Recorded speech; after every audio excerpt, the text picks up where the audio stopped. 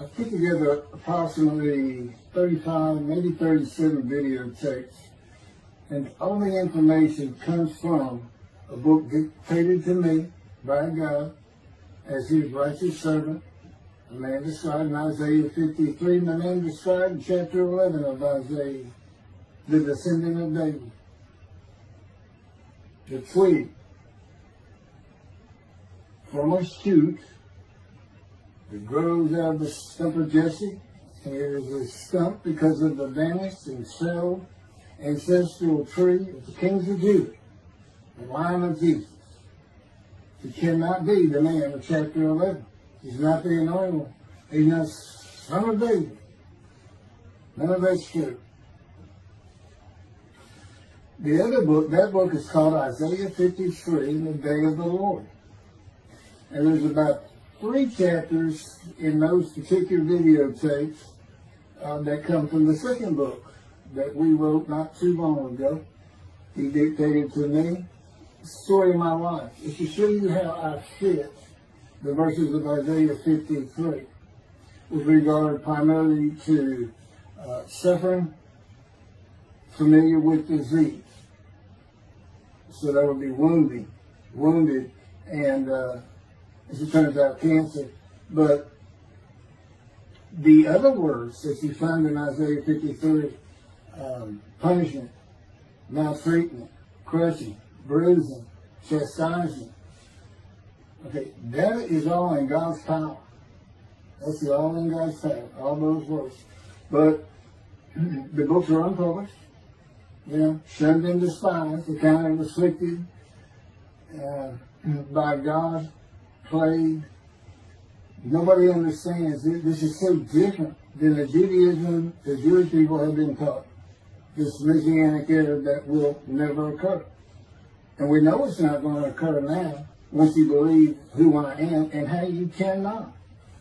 After the mountain of evidence I have presented that is in those books, just as Moses today would have to say, well, look, I wrote Leviticus.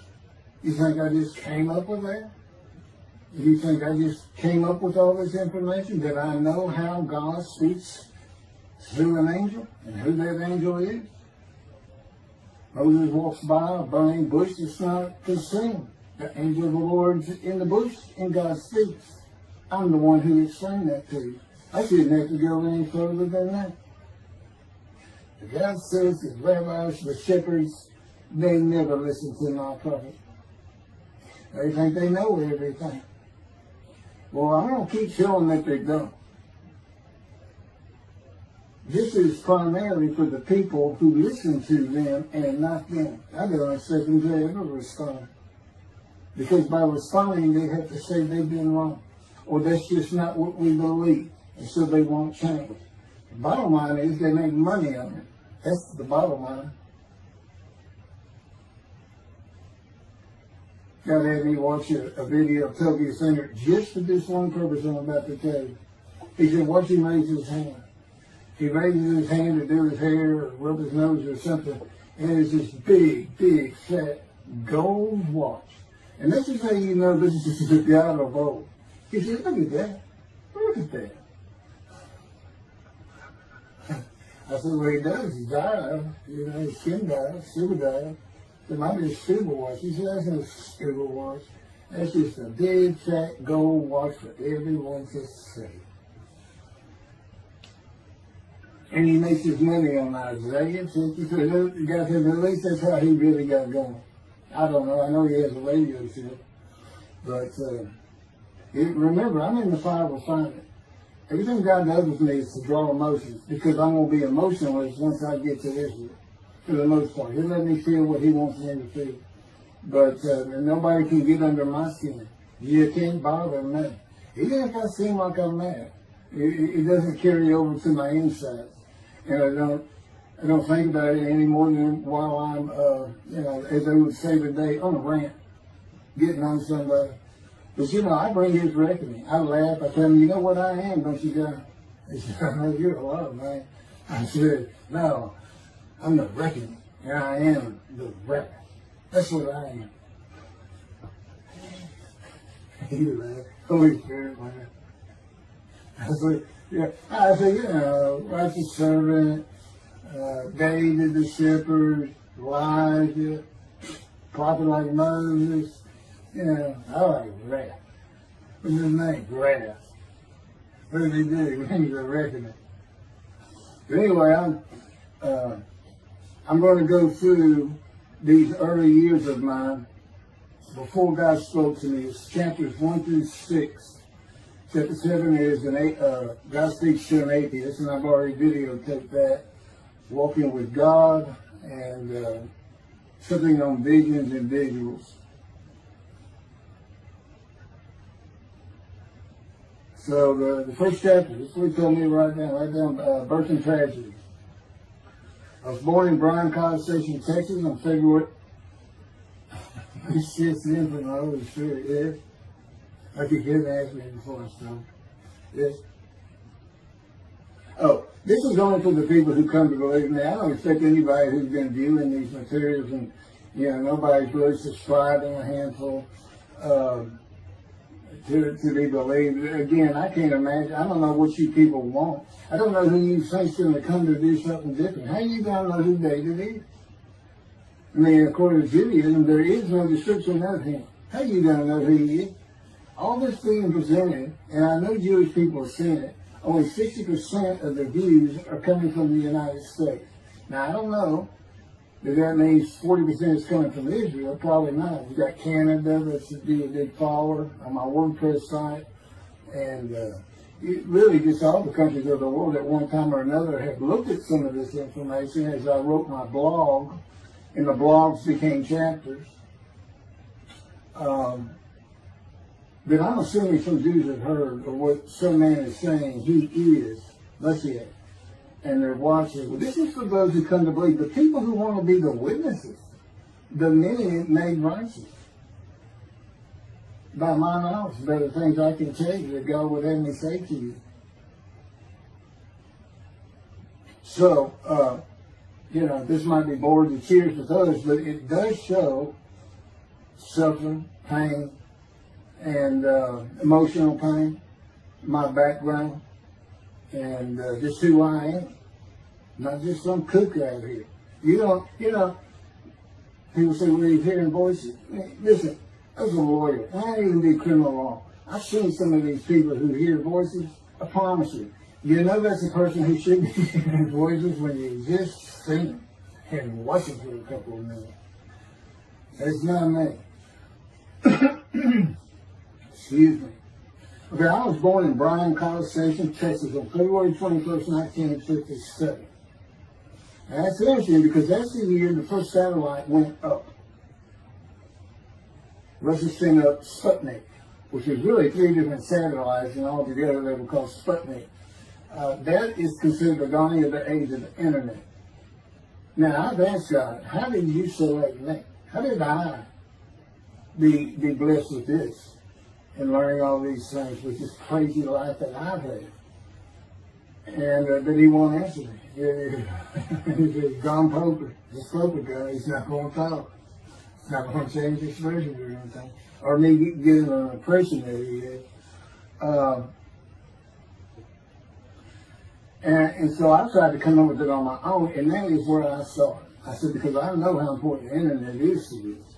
It's the only way to get things worldwide in. And all the teachings that have come through it.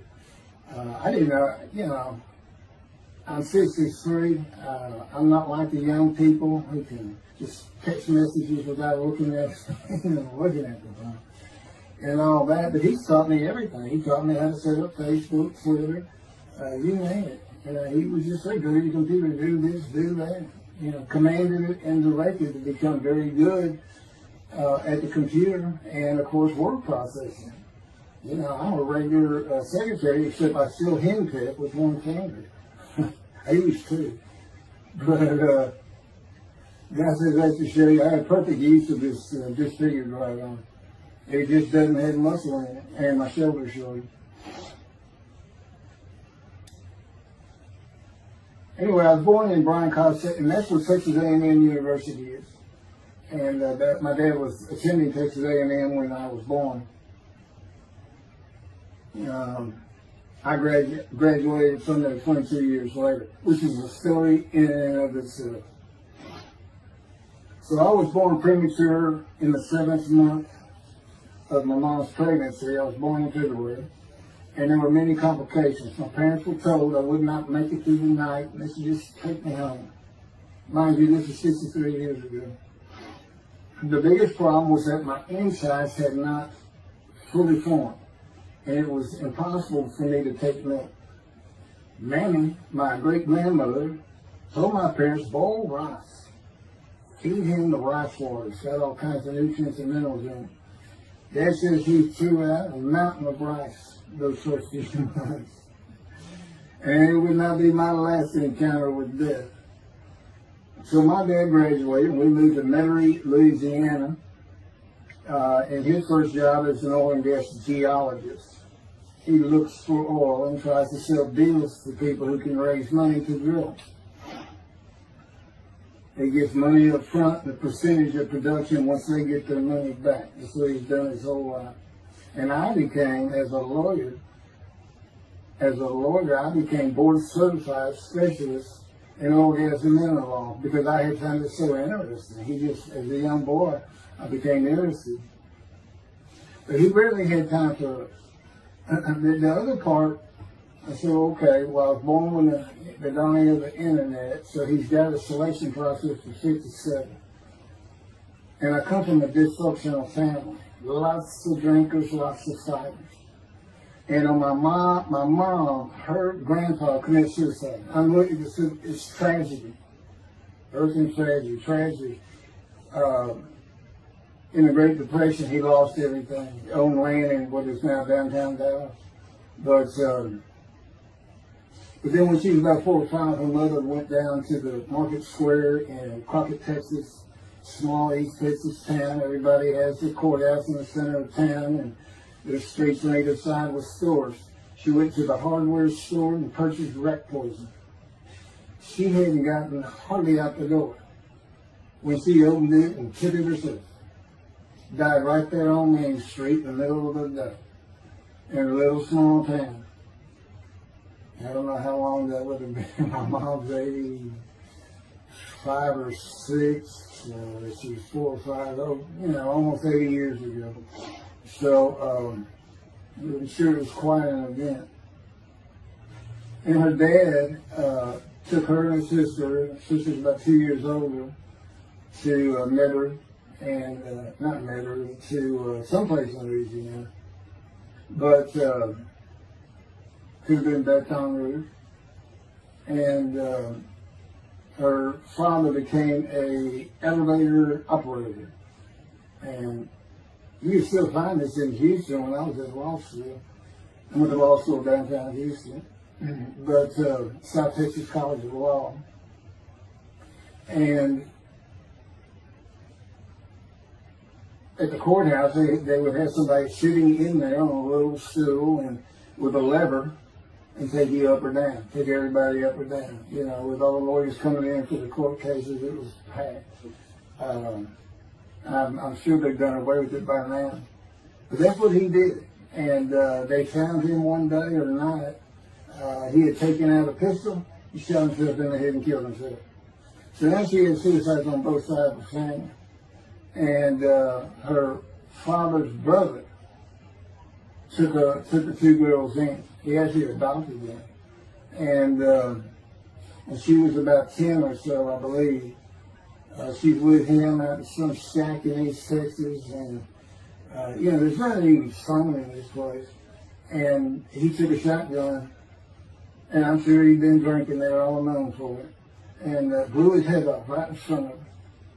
I mean, that's all the circumstances I know about it. It doesn't sound like a good scene at all. But it scarred her for life. Okay, we've been taking care of her from the get-go. My father amazes me to no end. What he has done to care for her.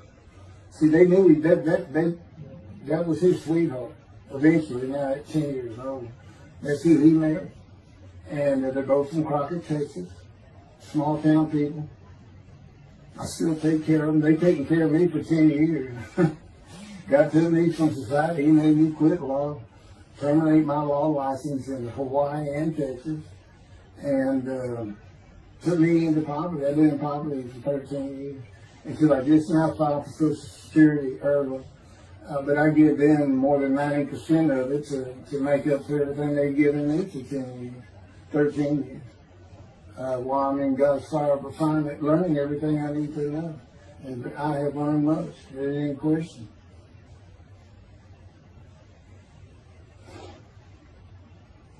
So anyway, there's four suicides right there. So the thing that tells you, it's a tragedy of losing your entire family in the Holocaust, and you were the only one left. It's not like that. But God says, I just got things as close as I could. He says, I pushed you in the womb to deceive you, really for just one reason. Well, two reasons. One, it makes you identifiable, but it was so people would pick on you. I wanted people picking on you because that's what happens to young Jewish boys. Just for being Jewish, just for having a disfigurement. People will pick on you. I told him since, I don't even really recall many people saying anything to me. He said, that's because you look like you crawl all over them if you did. And I did. I was always just say something, anything. It's just the way I was just angry inside. And God's taken all that away. But I can still go on a good rant. But, and then my mother in the 60s, young people may not know this, that's when, the Woodstock and marijuana, LSD, everything started getting big. And at the same time, doctors were just handing out pills left and right. Valium, painkillers, Percocets, just asking for it. They were writing scripts. And I know today they put a lockdown on that, but she got heavy into it and drunk all the time. I had to come to school and stay with her, and she became such a different animal, a different person when she drank. She became a little girl. Maybe your mom act like that and slobbering and go in there with these Valium dripping out of her mouth with a bottle of booze by her. So it was an ugly scene. And so I came from a dysfunctional family, so I think God wanted that. And He's there with me from my first year to make sure that I live a life of suffering. He orchestrated many of my wounds. And He's taking me back in vision to see these things. And His visions is one thing you don't pick up in the Bible. When I say Bible, I'm talking about the Jewish Bible, the Hebrew Bible, but not, unless I say otherwise. Which is like when God says, my peoples. If He just says my people, He's talking about the Jewish people that says, He may say the peoples of Moab, or just by the context, He knows the son to another group. But that comes up all the time. So, to add to that, she tried to kill herself a few times. And when I was 10, my dad was at a Texas A&M game in Dallas. And I know it was 1967, so I was 10 years old. So I'm very familiar with that particular game. It was against Bear Bryant and Alabama Crimson Tide. And he had coached at Texas A&M. So, as you can tell, me and my dad are big Aggie fans and football fans. But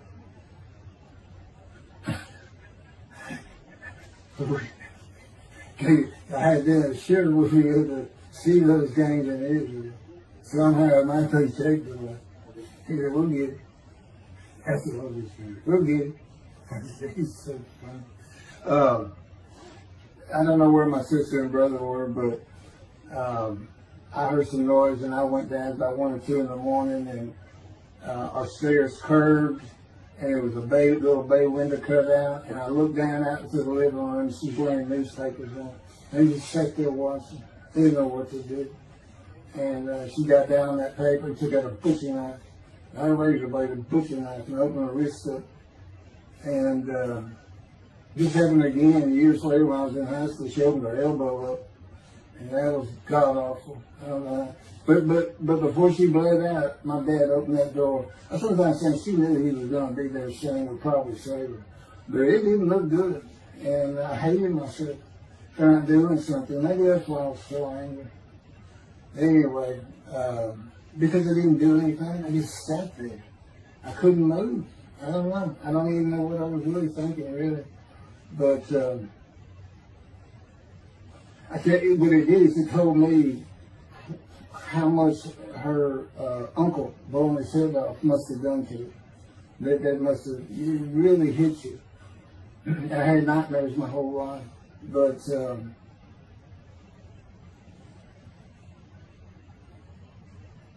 I was 16 when she did the thing with the knife.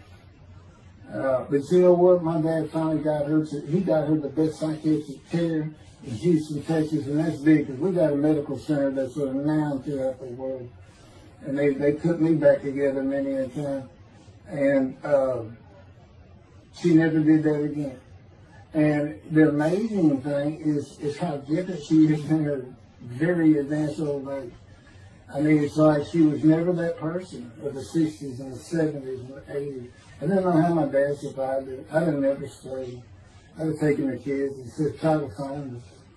But he's not out there. I've never seen two people who love each other so much. It's crazy.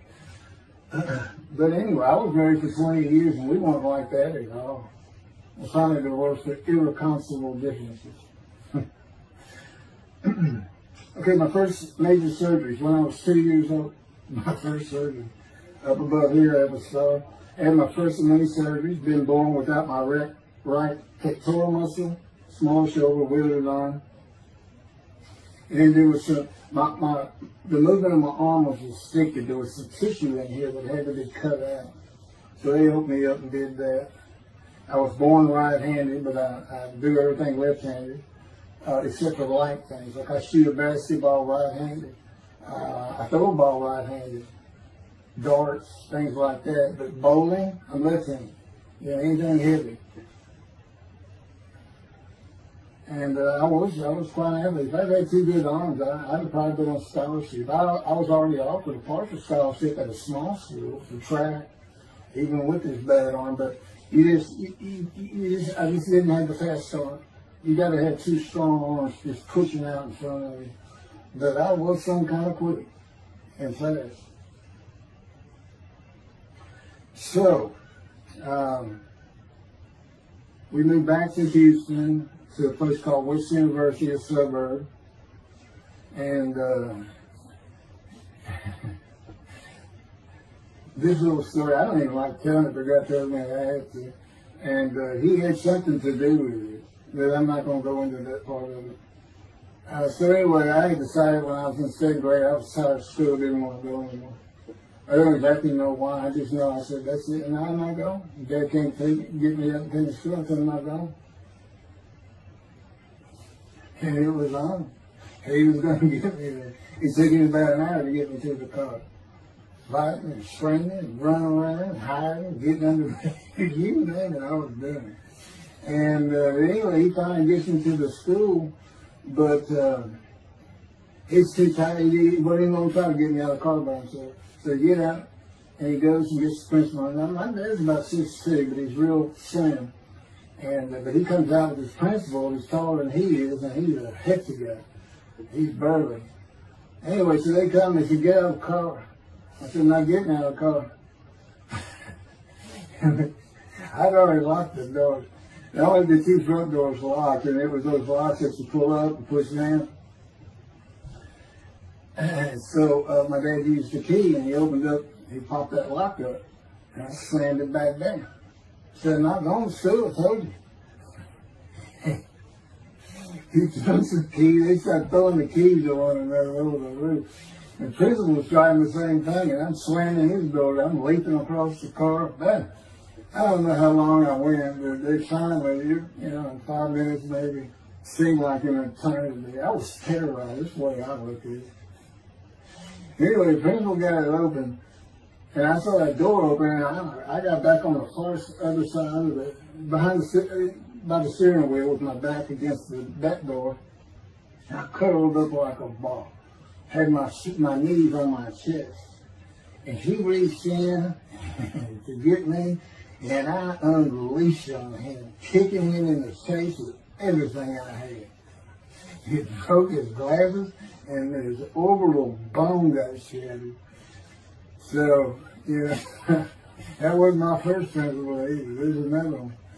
So, but anyway, so they carried me in, and it was very embarrassing, just crying. But again, funny thing, nobody, because I stayed with this same group for 9 years, going to Western University and the junior high there that you go to. Nobody ever said anything to me about it. And I knew some of those kids that were in that class.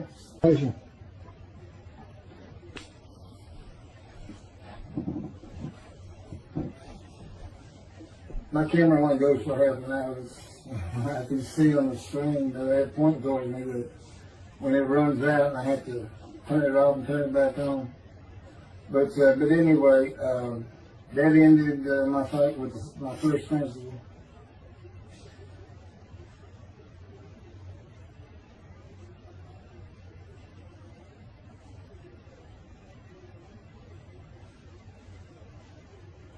Now here it is right here.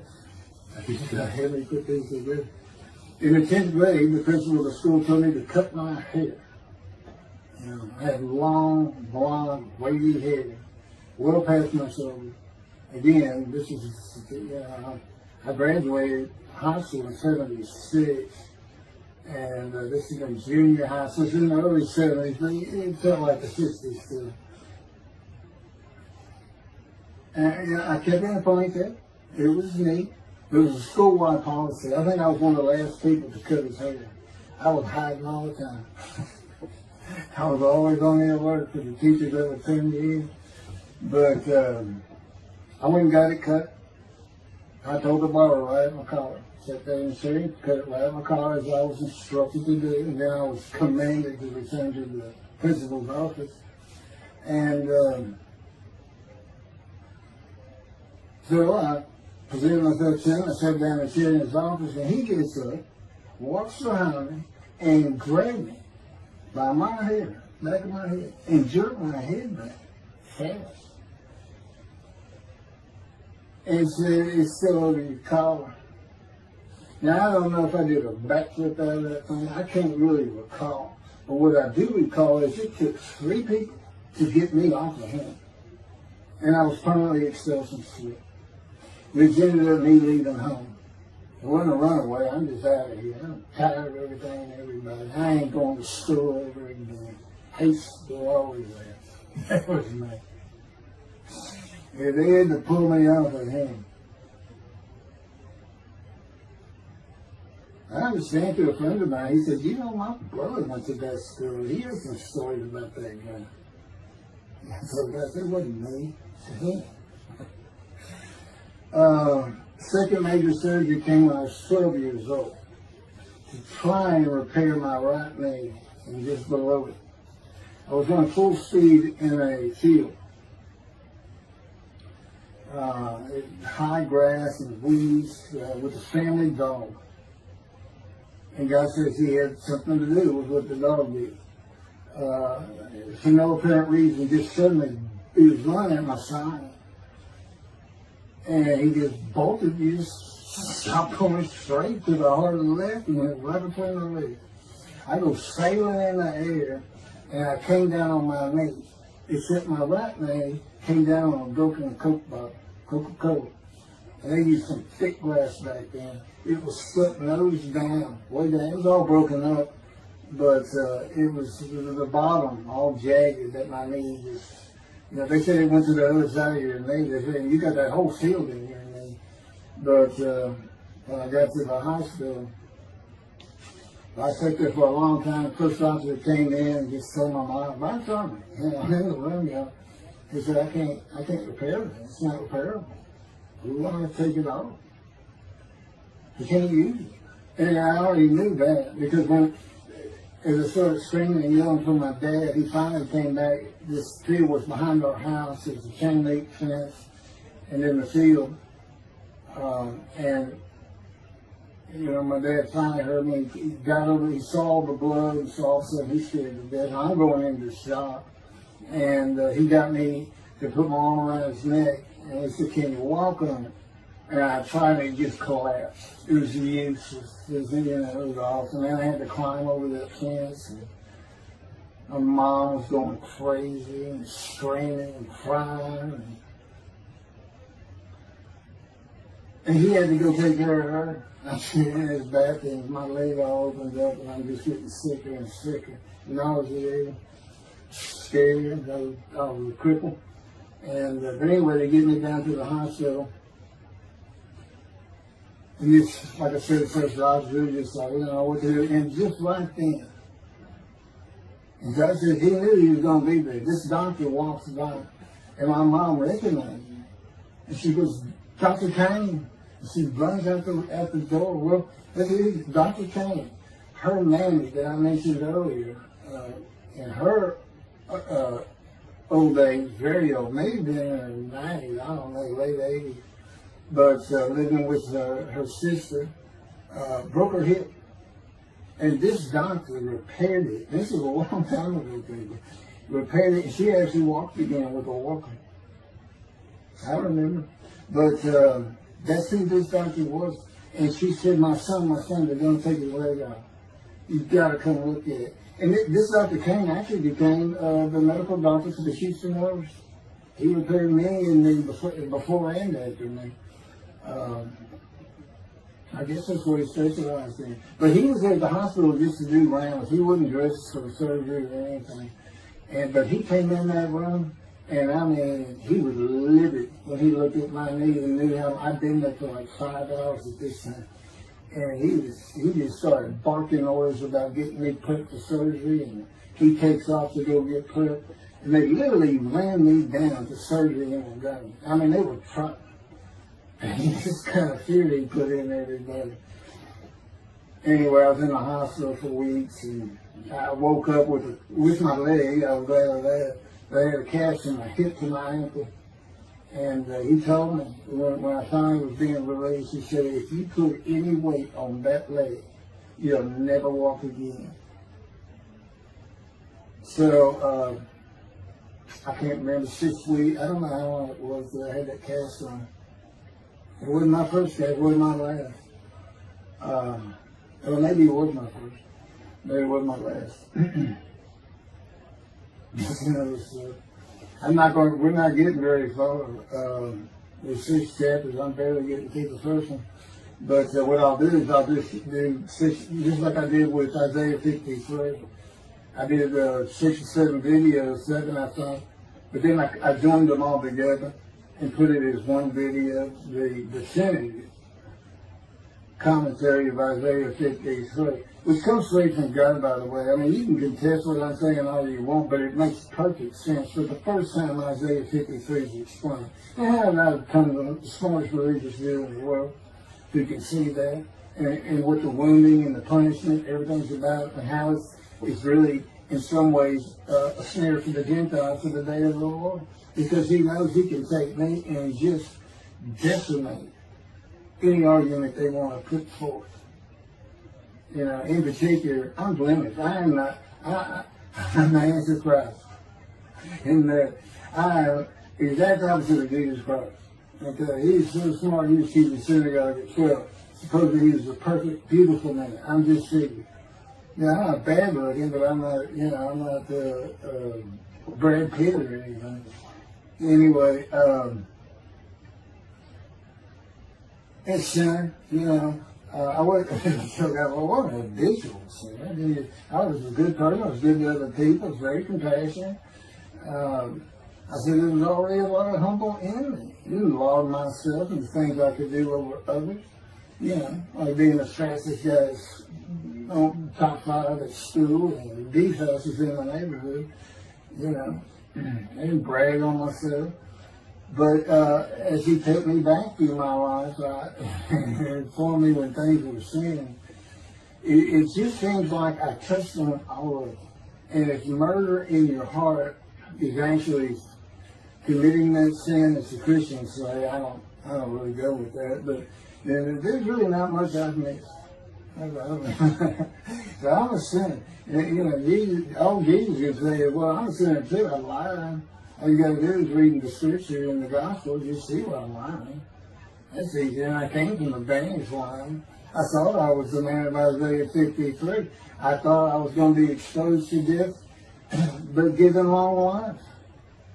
This is what he would tell you if he was here. He said, but you know what happened? They crucified me. And on the cross, I realized I'm not that man. This isn't exposure to death. This is like a sure thing. Father, Father, Father, why have you forsaken me? That's Jesus Christ saying, I'm not the man of Isaiah 53, and I just figured it out. That's what that is. Has God gone down? You sure you didn't have that written? Why on earth would they write that down? They forget about it. Maybe they were just thinking it. Because that's what it's about, Christians. All they got their way. They can explain that being counted a sinner means he got crucified with the sinner beside him being crucified on each side, left and right. So there's three of them, so he's counted a sinner. Okay. You know, it's supposed to be the scripture. Don't be able to find the person to do. Like Judaism, the same thing. You know, this is to find somebody. It's not the people of Israel. They're all kinds of people. Now, we're looking for a guy so God can have a Moses. Why? We have a new covenant. Why? It's the day of the Lord. Why? Jeremiah says so. That's why. It's so easy. The lamb blooms again. Okay, and he's coming to covenant relationship with the temple. So the lamb blooms again at a time when there's no temple. Jerusalem's going to be rebuilt. It's a metropolitan today. It's no Jerusalem of antiquity. The old city might be too big. And I'll make a new covenant with you. I will forgive all your sins and remember them no more. That will cause Torah to be written on your heart. It's a metaphor. When did he do this before? Oh, that's right. Assyrian Babylon exiles. Isaiah was right before. God said, I forgive your sins, remember them no more. They became a holy city. What did they do? They built the second temple. What are we missing? The third temple. This is so easy. So it is the day of the Lord. There's any question of that. I'm just telling you it started with the Russians.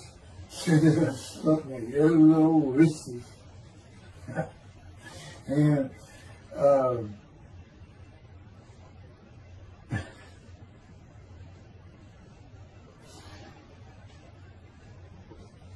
he's bringing the covenant, but you gotta have him. He's sent a prophet like Moses. So he was saying, it's Joshua. No, it's not. I'm meeting today, the day of the Lord, and guess what? He gives us a description of him.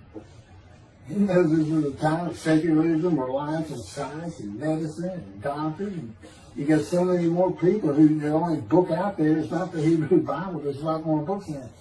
You know, there's all kinds of distractions, television, cell phones, computers. You know, back then, you know, you just sat around and said, what do you think that's there? I don't know. We can send some rain. You know, it's just, because it was easier to get them back then. But here it is. It's here. And God said, you see why I put Shunner and the Spies in there? Because for a while I said, God, you know, this is before we really got the books done and everything. I said, I'm just sitting in a room. I can't really tell anybody Shunner and the Spies in that. Counting and played, afflicted, by God and everything else. He said, well, how you feel now? That we've been putting all this on the internet, guys, that this Son of the Spies. Yeah. I can say they know. There's no question this ain't gotten back to those two. I say, you keep attacking them like this, and I'll be certainly sure, just in case I'm wrong. But, because he won't actually tell me, he won't tell me anything, this is a rule of thumb, he won't tell me anything that I cannot find out or become knowledgeable on or informed on of my own, which means about nothing because we're in a room all the time. The adjunct of the Holy of Holies is what I call it. I live in the Holy. I'm like the priest who can go, the only person who could go into the Holy of Holies was the high priest. And that's what I'm like. As a matter of fact, God had me write down, just as he had David write down, a new Psalm 151, where God said, it's on a video, where God is speaking, where the Lord came to me and God said, quote, and within that, he says that he declared me. We actually used the song where he declares it for David. He declared me an eternal priest in the order of Melchizedek and King David. and a rightful king, small k, and a rightful king. And he also declared, I'm the righteous servant. I mean, that's God talking. I mean, he's using it. When he dictated to me, it wasn't, to be written in my personality. That's him. That's him doing a new song. So, because he does that. Even in the writings, the person doing the writing, whatever prophet it was, or Moses, or David, if he wrote Samuel 2 and Kings 1 until he died. As I said, God says, look, just assume the central character is the one I had writing, because their lives change when I come to them, just like mine change. This is not anything I could have ever conceived or even bothered thinking of. I had never read the Bible my whole life. If he hadn't told me, we're going to the bookstore and get you a Tanakh. That was 13 years ago. And my answer was, what's a Tanakh? I didn't know anything. And look at all this knowledge. But this is it. This is the only power he's going to use in creation. He's not going to perform miracles. He's not going to have me performing miracles. And he's not. He said, the only power I'm going to use is on you. What I can get you to do. He said, I can take a Gentile Texan and take him to Israel and get my temple built. Okay. He said, because that's what you say to God all the time. Okay. And one night, I hadn't even read Isaiah 53. He didn't come to me and just say, offer yourself for guilt. I crushed you with cancer. It was me that did. That's not, I wouldn't have known what he was talking about. We finally get to Isaiah a couple of years later. He said, keep reading Isaiah 53. Is that okay? And so I read it. I said, okay, finish it. He said, who do you think that is? I said, I have no idea. I could barely read it. I didn't know what it's saying. I said, I think these two verses ought to be up here. I said, you sure nobody messed with this thing? He said, nobody messed with it. He said, just there I got Isaiah right. He said, that's you. I said, oh, okay. I couldn't have good luck convincing anybody.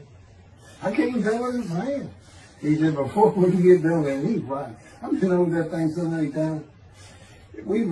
From my original version of Isaiah 53 that he dictated, or told me how to put together, but every sentence, every word is, we changed it up and added things. I've learned things. Like I didn't know about the test of devotion. I didn't know why the angel was leaving early in Malachi 3, but I do now. And all that would cause an amendment to my midrash on Isaiah 53. And, the book has me, these are all videotapes now, me and Rashi. Rashi, the first one to come up with this is Israel. And, I look at his answers and I just shake my head sometimes. You should see his answer in Malachi 3 to the angel of the covenant that you desire. There's only a covenant of friendship and a covenant of Jeremiah. And this is his answer. It's midrash, so he just takes a section of the angel is on the way, and it just says the angel of the covenant. And his commentary is the angel that avenges the revenge of the covenant. I said, what does that mean? What are you talking about? And I said, God's being funny. He said, I don't know. I said, you do know. I said, well, I'm not telling you. So, God likes to feel as though he's laughing. He doesn't actually laugh. He sends me a perception every day. Or he uses me to laugh. I've mentioned that in a video. Because he can't. He controls my words. I learned that in walking with you. Just one day, I'm talking out loud as we go. I'm discussing man and divine beings as though I had a sermon I was giving or a speech to somebody or a seminar. And I'm rolling, and I can tell he is really making this thing rock. He's taking it from here to here to here. And we're going. And I'm going. And all of a sudden, I use a word or a couple words that I simply don't use. And they're not what my mind was even thinking of. He just came out. And I just stopped. I said, did you do that? I didn't even say, hey, did you just make me say these things? Because I knew he knew. I said, did you do that? He said, I did. I said, as long as he did it, I did. I said, okay. Anyway, that's where it all started. Now I know. Okay, here's who that is. That's the Holy Spirit. Using me. He doesn't sound like that. But he'll use words like that. So he's getting bored. They like to cut. Let me just say this. This is probably got you don't know. It's not all the time. It's sometimes we do tend to get kind of silly in here. But, you know, they do things after a while. I'm like, you know, it's like, I feel like a kindergarten teacher. I got two of those kids that you just shake your head at. She said, this is a handful. These two, nothing but trouble. Always fooling around, looking for a laugh. And the Spirit's always working in heaven as God laughs, as it were. Again, he doesn't actually laugh. It's a perception that's his emotion. If God has any emotions left, because worrying about other people's pain is not one of them. He makes that clear to me. I don't care about your pain. And just saying it makes you mad. He says, he draw anger. And he does this so many times over and over. He says, this is easy because now it irritates the fire out of it. He just started. I said, how do you keep doing that stuff? And one day I told him, I said, I got it. Which means it actually came from them. I got it. You never grew up. You never got sent to your room. You never had to climb that mountain to achieve something. Put yourself out there, man. Nobody's ever hoped you. He said, I said, that's what it is. You never grew up. That's what it is. Yeah, I'm dealing with the child guy. That's what I'm doing. Help him all. And then he came down as mean, very serious, mature guy. And I didn't bring that argument up anymore. But that's how it gets to me sometimes. It's an incredible lot. For me, I'm not going to get to him. I get to him at the end. I'm getting close to when I got shot. I thought that was a new chapter. Oh, it's not. Well, I'm going to pick this is getting long. Anything over half an hour, we try to stop. Yeah, my Isaiah 53, 5 hours. But, yeah, I watched it all at one time, of course. He doesn't hardly let me watch it. Yeah, I don't even watch them before they get posted. He said, no, you watch it later. Because it comes on the TV that he got me. And I didn't know at the time it was going to be, you know, that he was serious about doing videos, and I certainly didn't know about making it a backdrop. He decides everything. Yeah, he tells me when I eat, when he get up. I don't sleep probably at all, 2 or 3 hours a night, and sometimes less, and take a half hour nap sometimes. But I found out I feel fresh. Yeah, I don't need that much sleep. He said, well, you're not really doing anything. Why do you need a lot of sleep? You see, that used to make me mad. Now it is later. Thank you very much for listening. I'll pick this back up on another video, and eventually I'll put these first 6 chapters, just like I did Isaiah 53, because it's a book that he dictated to me. I can't get it published. I'm going to put it on YouTube. That's why I'm reading it. And as I said, if you don't want to listen to it, don't listen to it. But the information that's in these books and in those videos is, that's not proof. And quite frankly, God said, if that's not enough for them, well, that's just too bad. Utter destruction is what they end up getting. They better learn how to listen to proper. See, it's no different than the people back then. They'll say, well, why didn't they listen to Isaiah? Why didn't they listen to Ezekiel? Why didn't they? They laughed at Ezekiel. That's what Rashi said in his commentary. I didn't know it was laughing at him, but you see knowing. Yeah, everybody thinks they know it. But in any event, I do know there's one chapter we haven't put in there, and that is recognizing the prophet in time. It says Moses vouched for Joshua, so he didn't have to be tested. And the problem with all that is, and I think why God hadn't had to put it on video, is that they're looking for a seer, somebody who can see the future. You see, that's antiquity. I mean, that's not what you're looking for today. Moses wasn't a seer. And none of the prophets were serious. They just wrote down what God told them to write down. God's the prophet. He's the one making prophecy. And what he does, he doesn't actually just see the future. He walks it through. He says, okay, right here is when we're going to send up the satellite. This is where humanity will be at that time. He can walk it through in his mind. As I mentioned, his eyes, he doesn't have them. It's just his absolute knowledge of all things. He can form a picture of this thing. Me, it's in here. He knows every atom of my body.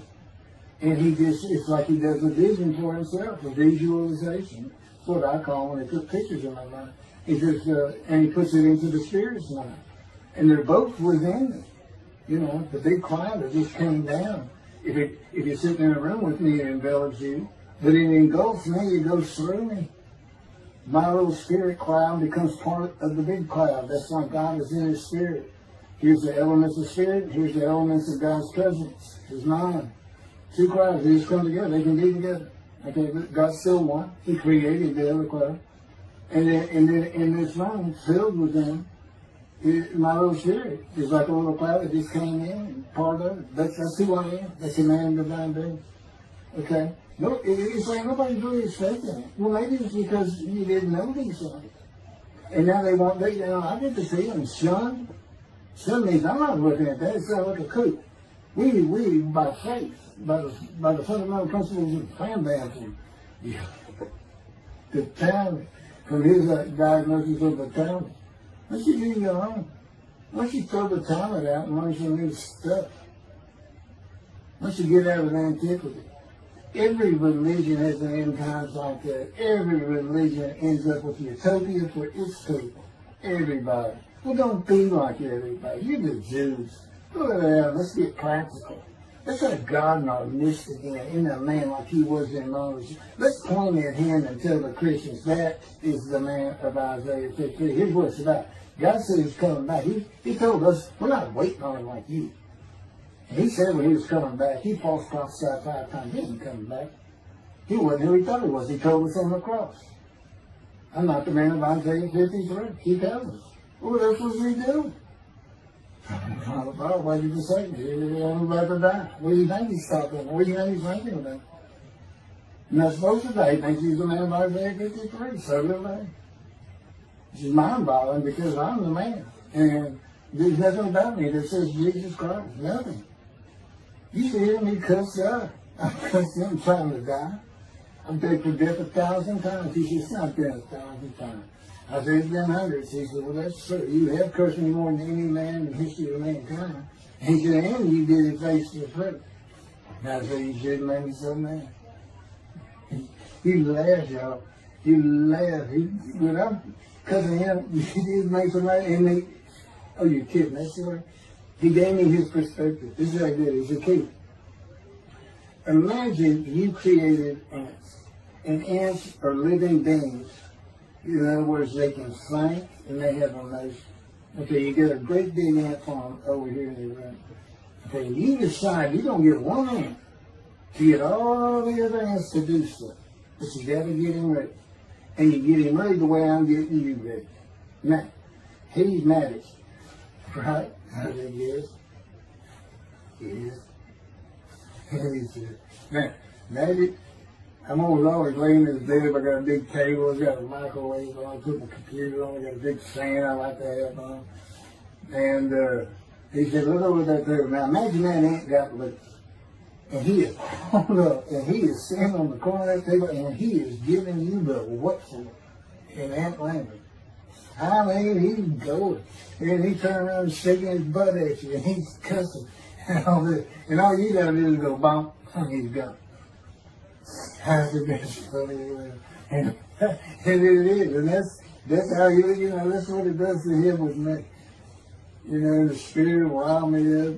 I call him the troublemaker, troubler. He's so funny. But God's so humorous. There's a difference in their humor. Okay, I'm told that does wrap it up. I'm gonna pick up a gunshot. I guess it was fortunate accident to my knee. They ended up opening me up and swinging my breast and my pelvic bone, and now it's been 3 times. And eventually, the lung cancer, and colon cancer, and skin cancer. But the lung cancer is when they told you should have died from colon cancer. He said, but this is it. We can't treat that. It's too advanced. You're gone. And prepared to die. That was 20 years ago when the planes hit New York. It was the planes hitting New York that got me up off the ground one last time to see one more vacuum. The life of God's righteous servant of Isaiah 53, chapter 3, gunshot. Shortly after I recovered from my knee injury, I moved to Fort Lauderdale, Florida. I was not happy about it at all. It turned out to be a lot of fun. I made some great friends to celebrate my 13th birthday. My only injury in Florida was having my front teeth shattered and knocked out, requiring caps, which is more of an ordeal than I would have imagined.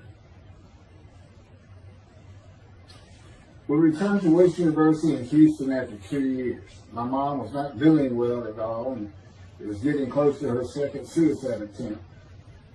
I was back with my old friends and did not have much supervision from home, and I failed ninth grade.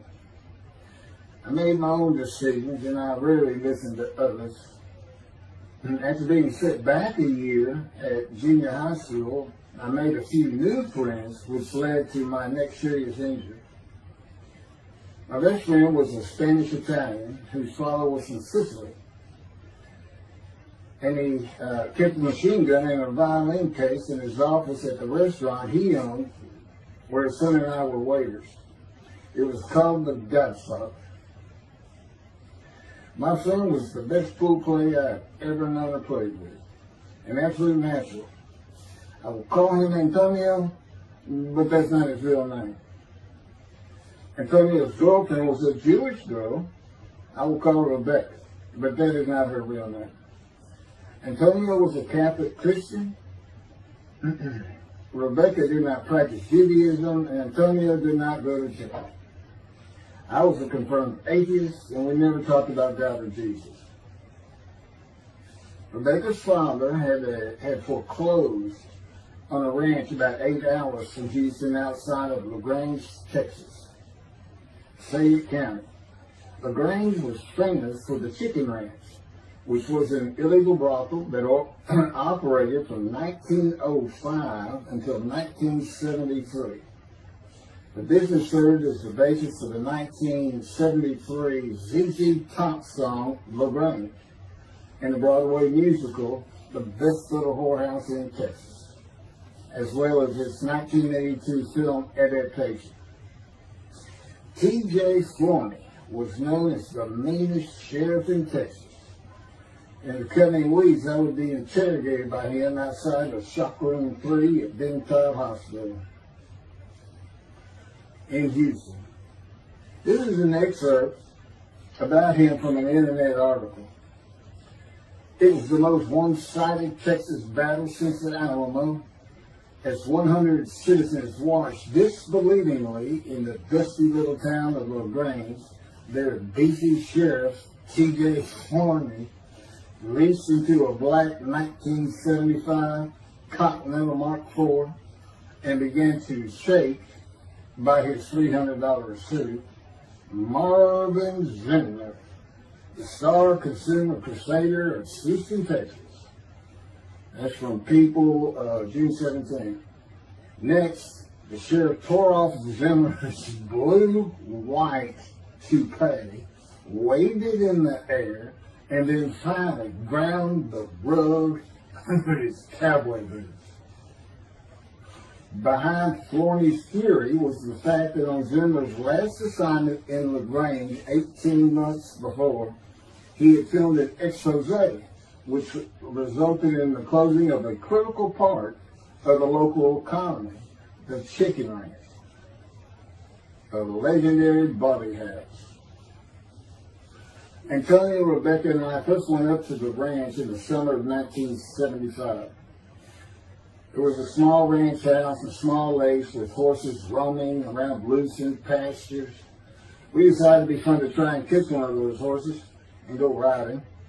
The next time I went to the ranch house was in Rebecca's father's Mercedes-Benz. Two-door convertible Mercedes-Benz. I sat on the hood of that Benz with a lariat while she tore through fields trying to run down a horse for me to rope. The horses could turn too fast, and we never got close enough for me to rope one. What we could and did do on the next trip was bring guns. A 30-30 rifle, shotgun, and two 22 caliber pistols with holsters. As a backdrop, Antonio and Rebecca had broken up as boyfriend and girlfriend, and her attention had turned to me.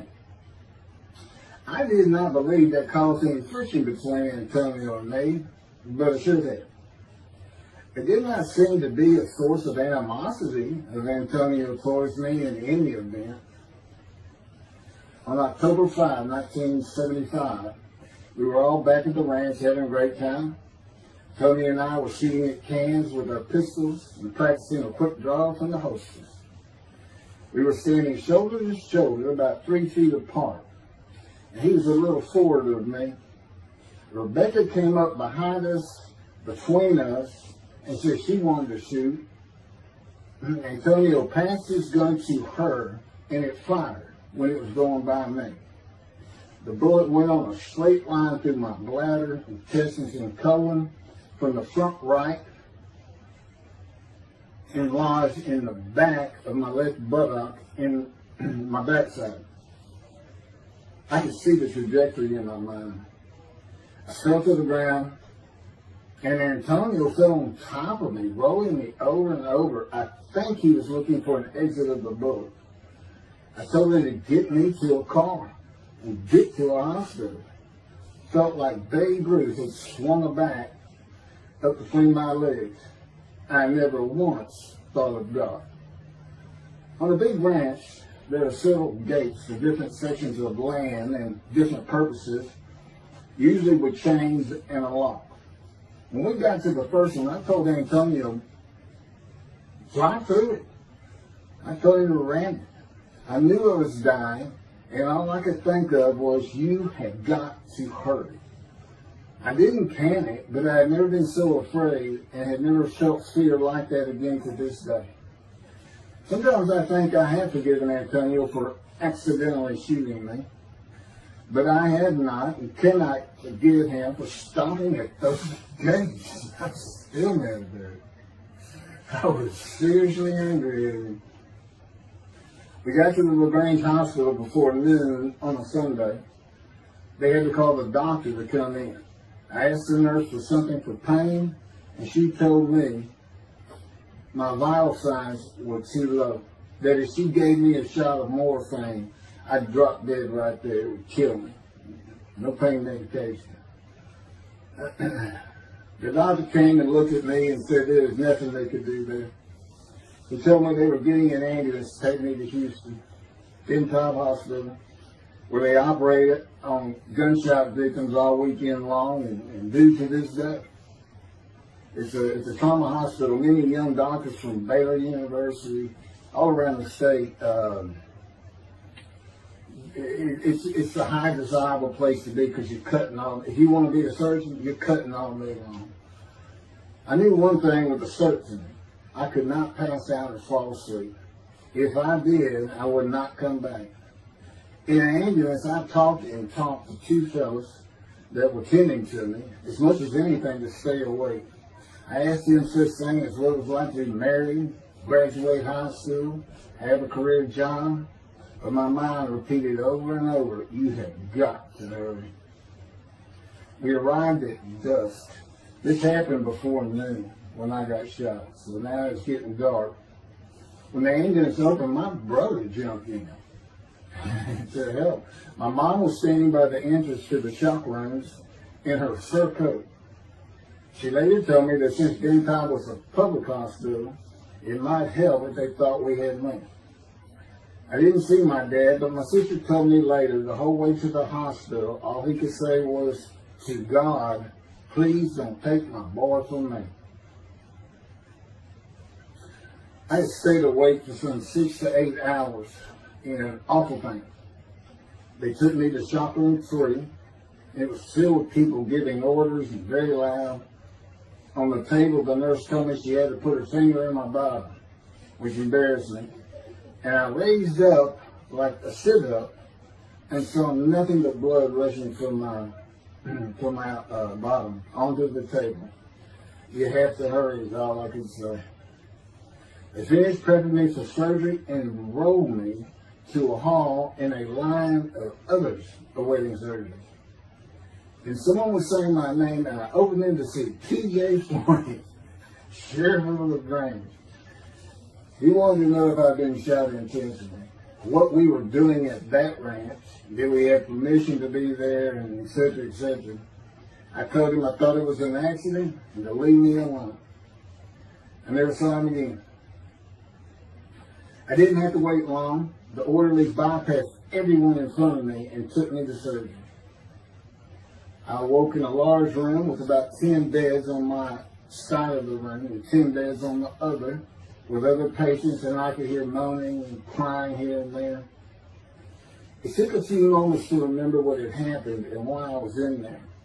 I fell back asleep, and when I awoke, my dad was telling me he would have me out of there into a private hospital as soon as possible.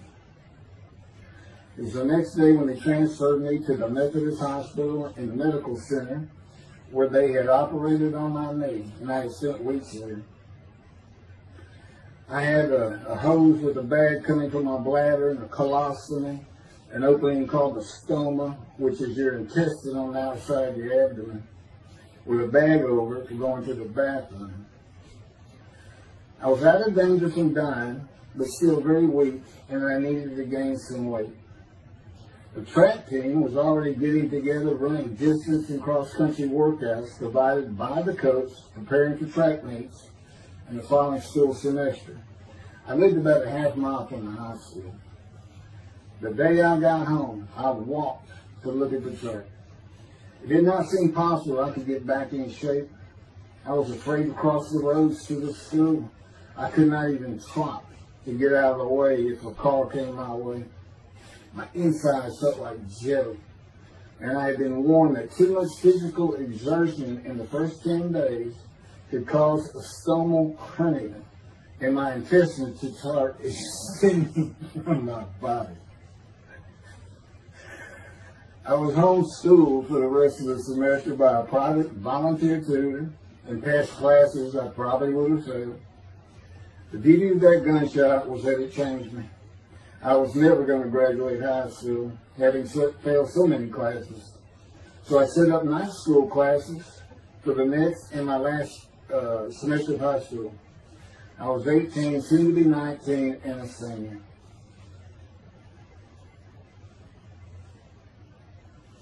Chapter 4, College and Law School.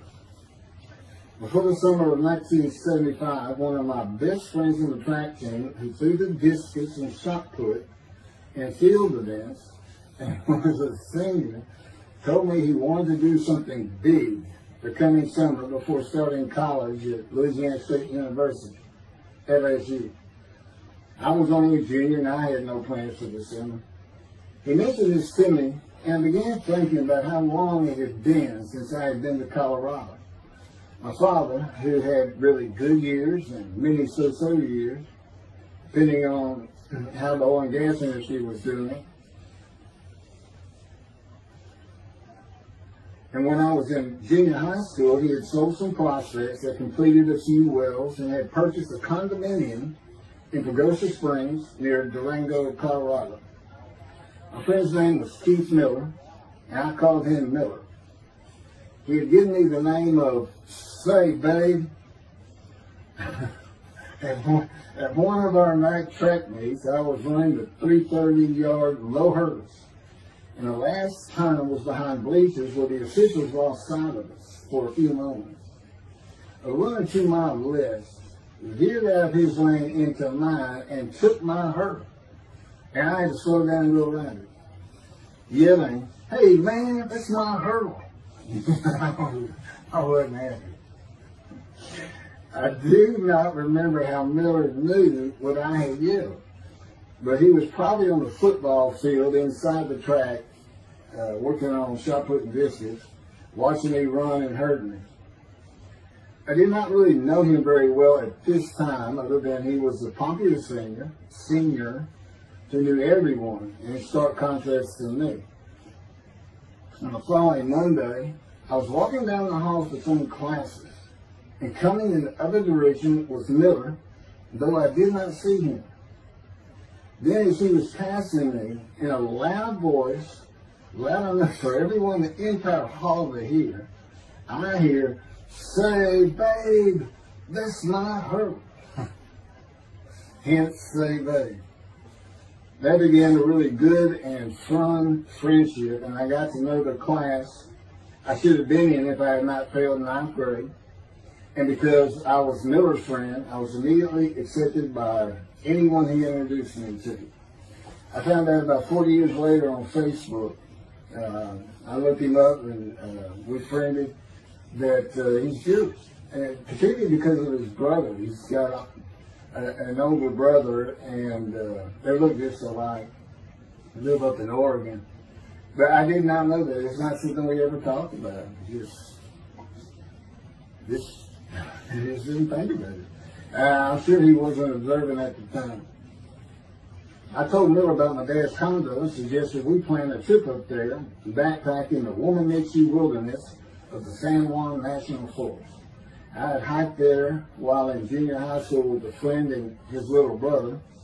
I had a driver's license in my second year in the ninth grade. The prominent 13,000-foot peak is 10.7 miles from the town of Silverton, which began as a silver mining camp in 1873, and that is where I plan to take Miller.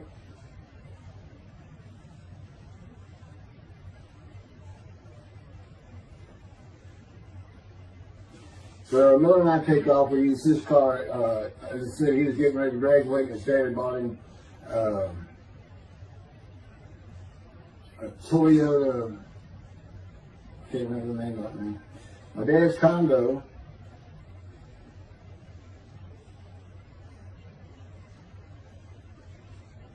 is about 60 miles from Durango, where a train depot is located that runs a train to the Womanichi Wilderness to Silverton. The train is an authentic, narrow-gauge, steam-powered, coal-fired, scenic railroad train ranked one of the top 10 scenic railroads in the world. It's something else. It stops twice in the same places to let off and pick up hikers and backpackers in the Animas Canyon of the Womanichi. At top speed of 18 miles per hour, it takes the train 3.5 hours to travel the 45 miles from Durango to Silverton. Oh, here it is. Miller had a new Toyota Celica. And after a day and late into the night, we made to Pagosa, slept, and we're at the train station before the first departure the next day. I don't know what the problem was, but the train was not going to run that day. So we couldn't get to where I wanted to take it. It's just too far. We decided to get a hotel in Durango and just head down the train tracks into the wilderness and explore an area I'd never seen in with the maps. We got lost. And at one point we decided, let's just put these backpacks down and you go that way and I'll go this way. Well, we did that. We met back up and then we couldn't find a backpack. And we did finally find them. We slept that night, and we had a big black bear episode because we had left some food out on the ground, which we shouldn't have done. And but anyway, we ended up making it back. We had one of the best party nights I've ever had in my life. We hit the main street in Durango, which is a tourist hotspot, and we hit every single bar. You could drink at 18 back then. It wasn't 21 as it is today. And we did. We made sure it was like a go. Okay, so every one of them had at least one drink: shot of whiskey, Boilermaker, beer, whatever. I can't really recall other than I knew I had been drinking the night before when I woke up. But we did. We hit both sides of the street. I don't know how long it took us and how many drinks we had, but we just had a lot of fun.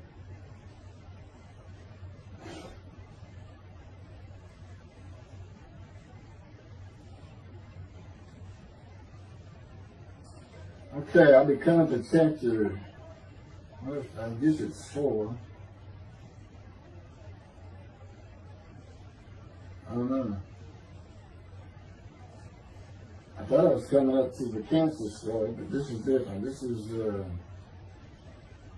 getting into alterations while it's school.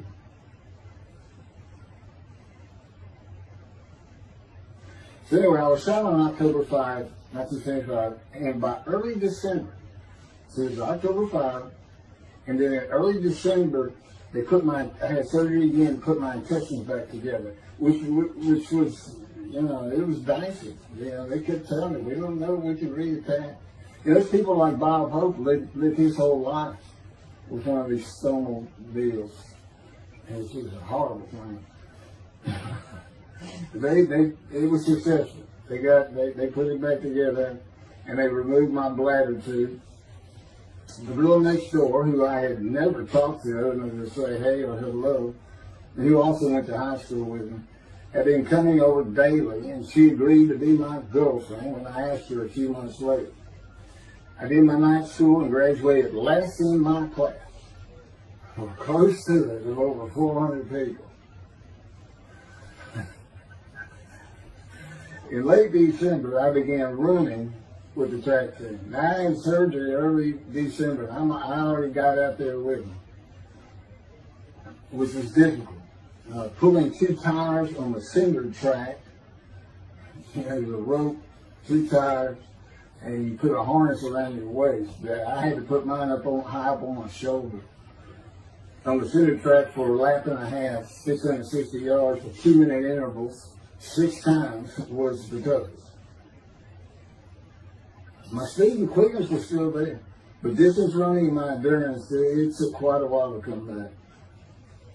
In early February, just about 3 months after being shot, I won my first 120-yard high hurdles race at a track meet that was fast enough to qualify at the upcoming district track meet for the regional track meet. Winning at the regionals would place me in the state track meet. I was fast, but my disfigured right arm really held me back.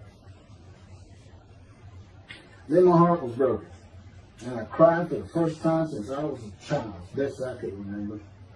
My coach, who really liked me, he understood the effort I had put in to get back in shape. Called me to his office when I knew something was wrong. He told me I could no longer be on the track team.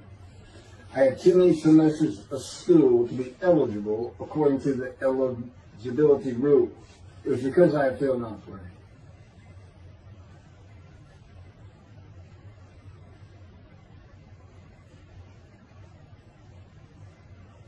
And of course, I had no one to blame but myself. Skipping school all the time, just not trying or caring about learning was why I failed. I was not lacking in intelligence and common sense as many people thought of me. I could and often did read a complete science fiction paperback book during the school day.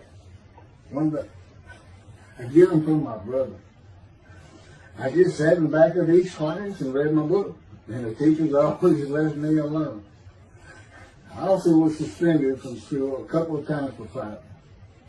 First fight was in the gym in the bleachers, with the principal on the floor telling us the do's and don'ts for the second semester of the 10th grade. This is 2 years before I was shot. I found out he already knew me by name, and I had never talked to him. The second fight was with the same guy, but this time we took it across the street from the school. He had about 10 of his friends, and I, being pretty much a loner, I had none. They were African American, both sent to school from neighborhoods far away. And I just didn't understand them, or know why they even talked to me with words I did not get, like word or say, man, can I hold $1?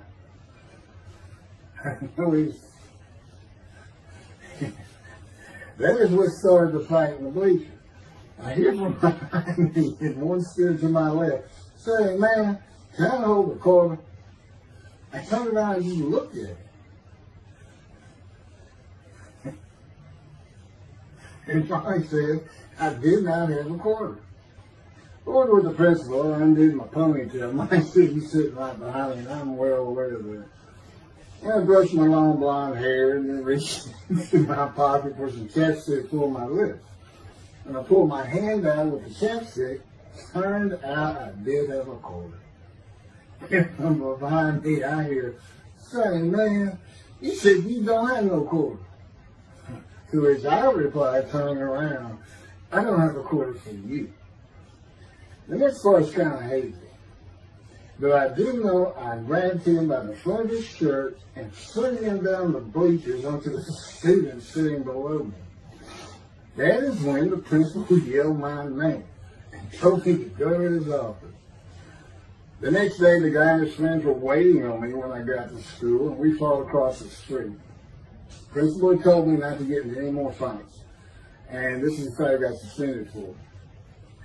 I remember being in, after my suspension, being in the men's room and smoking a cigarette in a stall, and a group of African Americans came in, and they were talking about the fight. What I remember was hearing, "That white boy went Muhammad Ali on him." My favorite fighter. I even saw the Ali-Foreman fight in Kinshasa there, live in Amsterdam in 1974. And some of my best friends in high school were African Americans, mostly on the track team where we could get to know one another.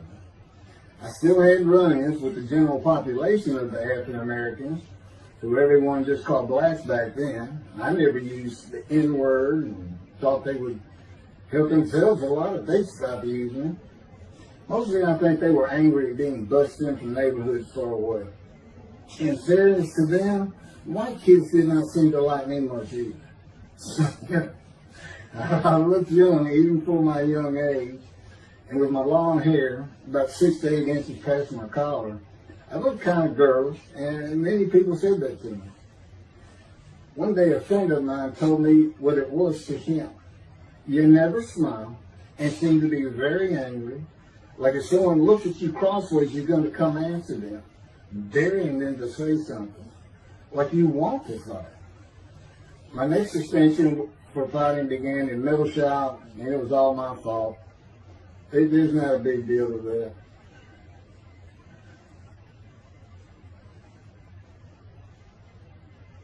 The last fight I was ever in came right before I was gunshot at the ranch.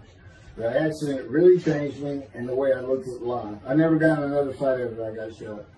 It took some of the fire out of me. My longtime friend from junior high school and I were at Memorial Park at night and walked down a train track that ran through the woods, away from the streets and recreation areas. We went to the center of a long railroad trestle bridge that ran over a bayou to wait for a train to round the corner from either direction on a single track. When a train would round the corner, we had to run and jump off the trestle after clearing the bayou. We were drinking beer. As we were sitting, we started talking about the price of gas at 44 cents a gallon in 1975. And anyway, the trains weren't running. We got up to leave, and as we're walking down the steps, she said something about my father and about how to find oil and gas. And I turned around and just hit him with everything I had, with my right arm. And I realized what a stupid thing to do. I called him the Big Sweet. He's huge Norwegian. His hair was white and long and longer than mine. His hand was the size.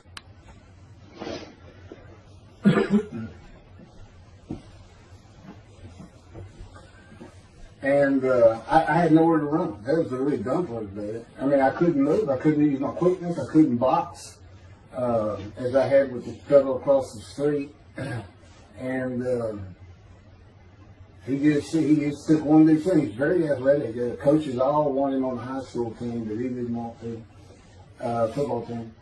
And but anyway, he hit me just one time. That was the whole fight. And it was just two hits. My measly hit with my right arm. I let it fast, I hit him when I wanted to hit him. Well, I say that. I didn't even think about it. But he just about knocked me senseless. I mean, I saw it red. And so anyway, that was it for our friendship. We just, although after I got shot, he and I got back together a little bit, but by that time I had met Denise next door, and I wasn't going to be going out drinking beer at the festival anymore. It was going to get serious, and that's when I set up my night classes and everything. Her big sleeve.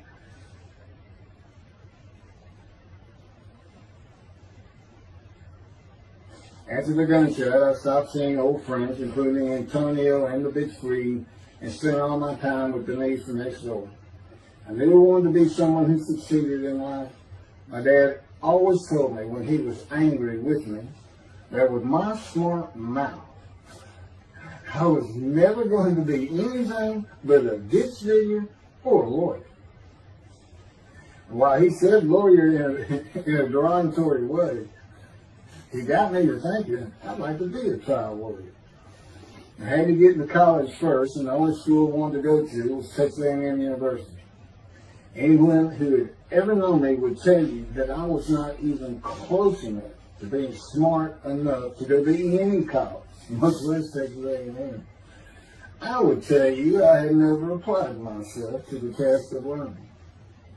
Texas A&M denied my application. I called them and pleaded and argued, and finally admissions said that if I came for the summer semester of 4 classes and maintained a B average with no fails, they'd let me in. I did it, barely. I almost failed calculus and got a B. Just a quick thing on Texas A&M, because it relates to World War II, which always makes me think of the Holocaust, and how many Aggies were involved in that. Texas A&M enrollment began on October 2nd, 1876, and admission was limited to white males, and all students were required to participate in the Corps Cadets and receive military training. Many Aggies served in the military during World War II, with the college producing 20,229 combat troops. Of those, 14,123 Aggies served as officers, more than any other school, and more than the combined total of the United States Naval Academy and the United States Military Academy. During the war, 29 A&M graduates reached the rank of general. Texas A&M is more than a great university. It's the home of the Aggie family with a long history of spiritual tradition. And I'm going to pass through all that. You can read, I got all this from Wikipedia.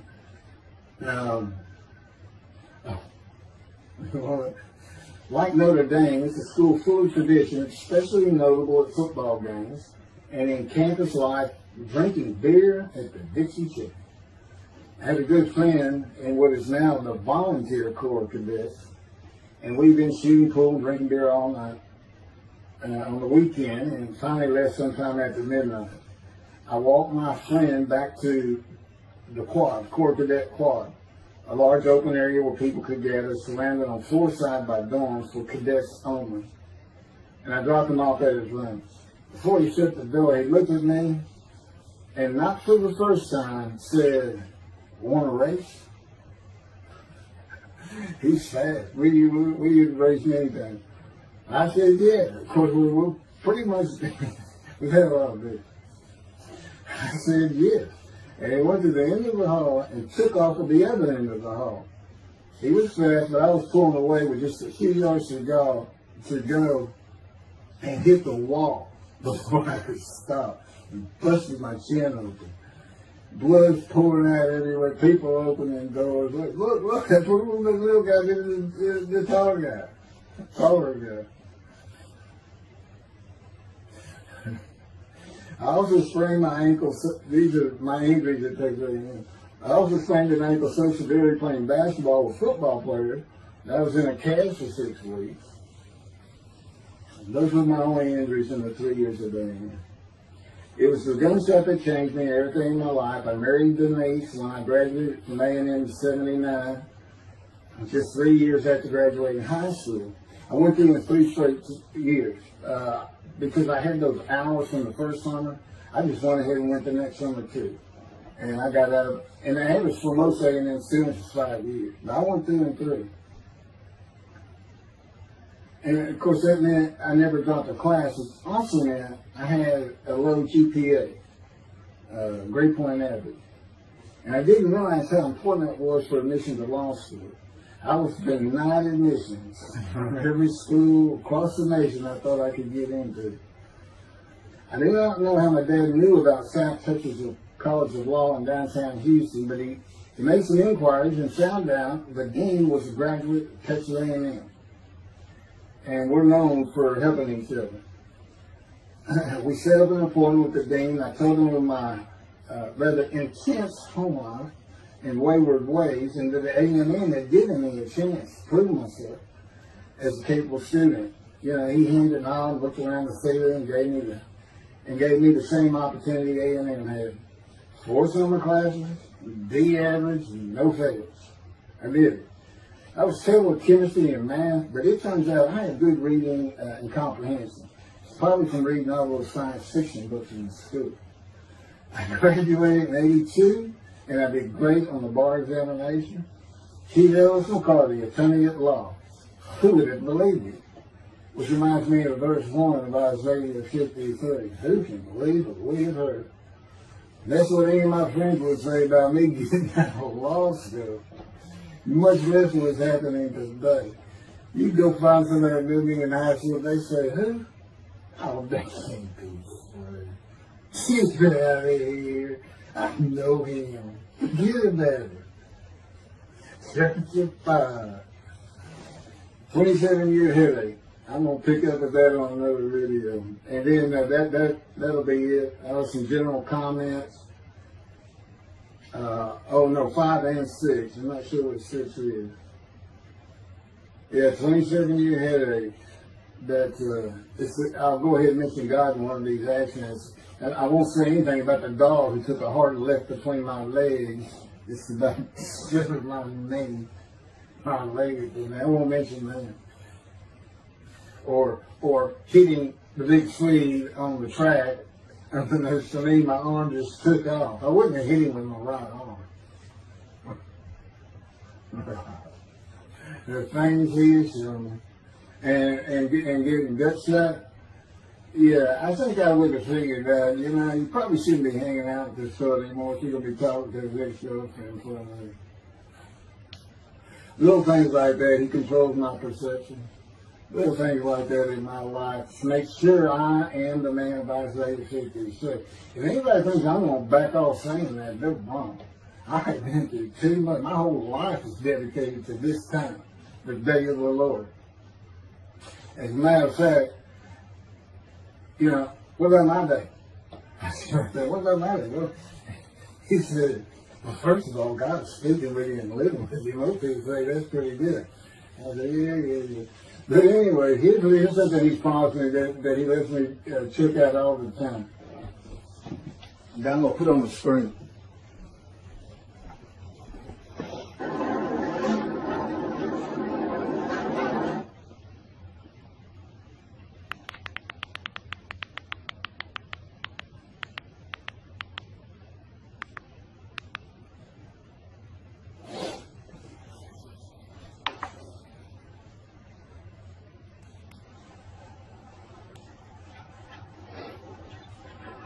The radiant GP cycles, shorties, slip-ons, cold startup.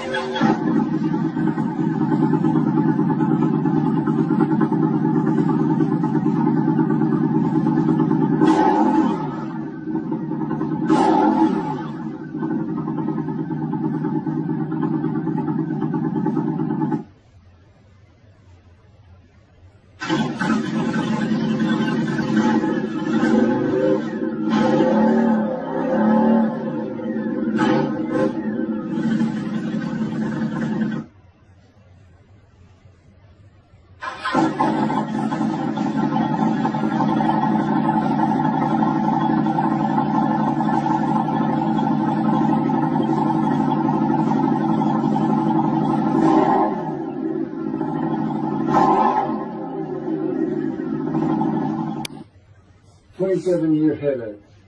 Chapter 5 of the life of God's righteous servant of Isaiah 53. The same year I graduated from law school in 1982, my son Justin was born. In 1985, my daughter Brooke was born. And in 1988, my youngest child and daughter, Laura, was born. I was making good money, though I expected a lot more, in my first job with a law firm that specialized in collections. I also tried my first civil case, which, while working there, which was a nerve-wracking event, first trial. The first day I entered the courtroom, the judge asked me if I was a law clerk. I had a very youthful appearance, though I was 28 years old, not 20, common age for a law clerk. My youthful appearance in junior high school and high school with my long, wavy, blonde hair, I usually kept in a ponytail, had way too many people tell me I looked like a girl. It is interesting, though, at least to me, not one person in my entire life has ever said anything about my disfigured arm. I must have looked like a girl who would beat on you if you did. When I got mad, there was no hiding it. You could see it in my face and hear it in my words. When I was 28, Brooke was born. I tried my first civil case, and the bane of my existence on earth began. A never-ending headache that I generally thought to be associated with post-traumatic stress disorder. I had terrible nightmares from my youth, but now I seem to have begun grinding my teeth, causing the temporal mandibular joint, TMJ, to ache terribly during the day, and the whole side of my head, the muscular, I don't know what you call it, but underneath the skin of the skull, was always real tight, a tightening of the muscles. It was difficult to even talk to people at some points. For 27 years I had that headache. I tried everything, even surgery on the TMJ, and another surgery where the doctor severed my upper jaw and then trisected it from my skull and spaced it to fit my lower jaw. All to know that I could not stop the nightmares and the grinding of my teeth. Mouth guards helped my teeth, but the pressure was still there. I literally feared going to sleep. I didn't want to wake up the next day sometimes because I knew how bad the pain would be there again. It completely ended my dream of being a trial lawyer. So I got an associate position in an oil and gas firm and began learning how to prepare title opinions for oil and gas companies on tracts of land they plan to drill on. Basically, a title opinion is you start from sovereignty, which is when the state granted the land to someone, usually great, large tracts of land, and from there you get parceled out and cut up, and I'd be chasing one small tract within a very large one almost 200 years ago in the early 1800s, and I would have to create genealogical charts of heirship, for people who died without a will. And they had to know who the family members were. And I got very good at it. And I really enjoyed it. I go to small towns throughout Texas and into their courthouses where they would keep all the records of every transaction, of every piece of land in the county. But anyway, there's an awful lot to it. I do go into it in some detail in the book, but I'm not going to for this video.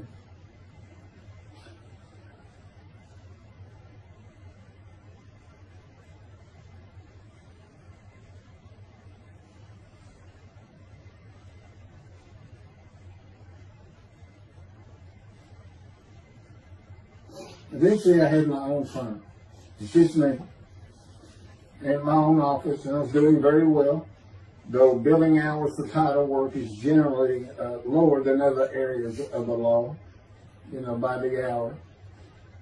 But I had also been involved in multi-million-dollar sales of production between oil and gas companies, probated wills, prepared affidavits of heirship, worked with landmen to fix title defects, appellate work, including arguments before justices, plea bargaining in criminal cases for defendants, and anything else that came my way. Then it all stopped, and once again I was fighting for my life in 2001. This is chapter 6, skin, colon, and lung cancer.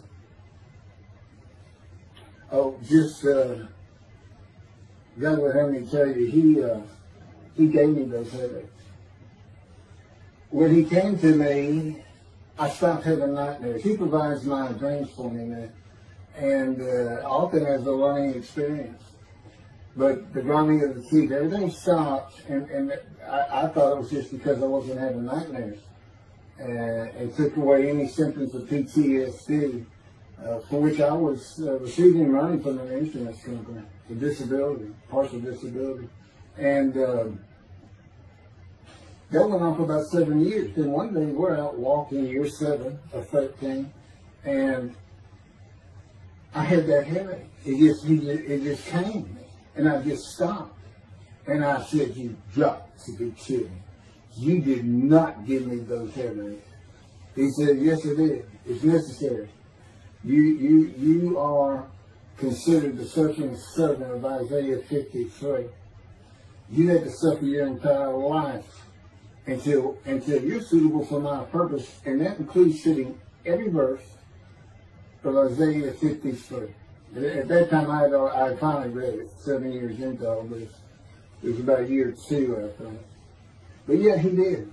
And, I ended up taking painkillers left and right and drinking with it, as so many people do. I was able to maintain, my life, my work, and everything, but it was enough to put the strain on my marriage that I pretty much blamed myself for it. And I told him I did it. That's the only time I got hot. Dysphagia me, gut shot, those things, they didn't bother me. But I said, you hurt my children terribly with that. Because I became a bad father. I wasn't the father I could be. They love me and I love them. We don't have any serious risks. They're off living their lives and they're all doing great.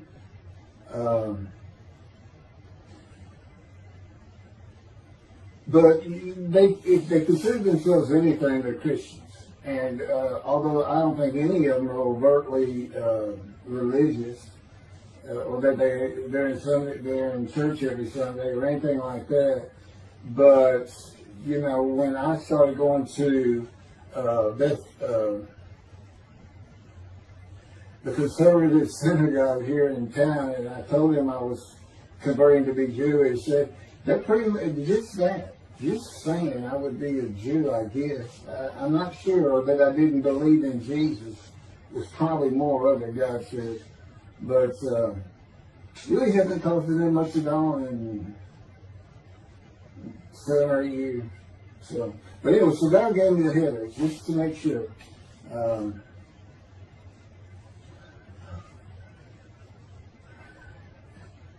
Anyway, I was married to Denise for 18 years, and we divorced in 1997 for irreconcilable differences.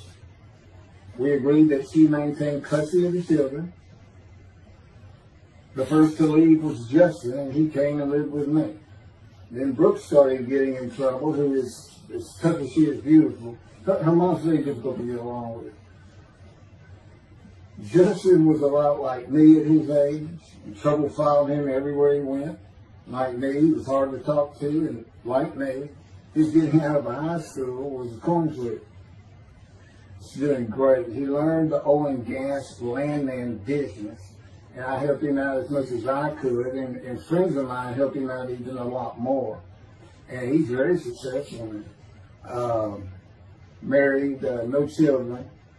Laura's married, no children. She's got a great job. And Brooke is married with 2 children. I have 2 grandchildren. Long life, fetus children. You'll see what I'm talking about, long life, when I get to lung cancer that God chose to crush me with. Something had to be done, and to make matters worse, Denise had met a man, and they were going to get married. But he didn't want Brooke. to be part of their new family, or Justin for that matter. He wasn't going to go stay with them anyway. Now, I had 2 of the children, and she had 1, but all still in her custody according to the divorce decree. So anyway, I stopped paying child support on those 2. But had not gotten around to the proper revision of the divorce decree when I took Justin and Brooke with me to live on the Big Island, Hawaii. Laura came with us to visit for a month. This oversight on my part resulted in Denise and now her 3rd husband filing papers in divorce court for past child support for all 3 children, for the time I had begun paying her 1/3 of the original amount. I represented myself. I had 1 contempt of court and was locked up for a day, but I never had to pay that money. By verbal agreement, I sent Laura back exactly 1 month later. I could not leave her out, and I wanted her to see where her brother and sister would be living.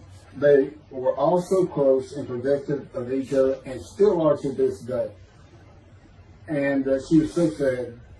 One of the hardest and emotionally painful things I have ever done was put her on the plane back to Houston. I can't think of anything else. The backdrop to moving to Hawaii was my firm was in dire need of new work. But the oil and gas industry was down. It's always up and down.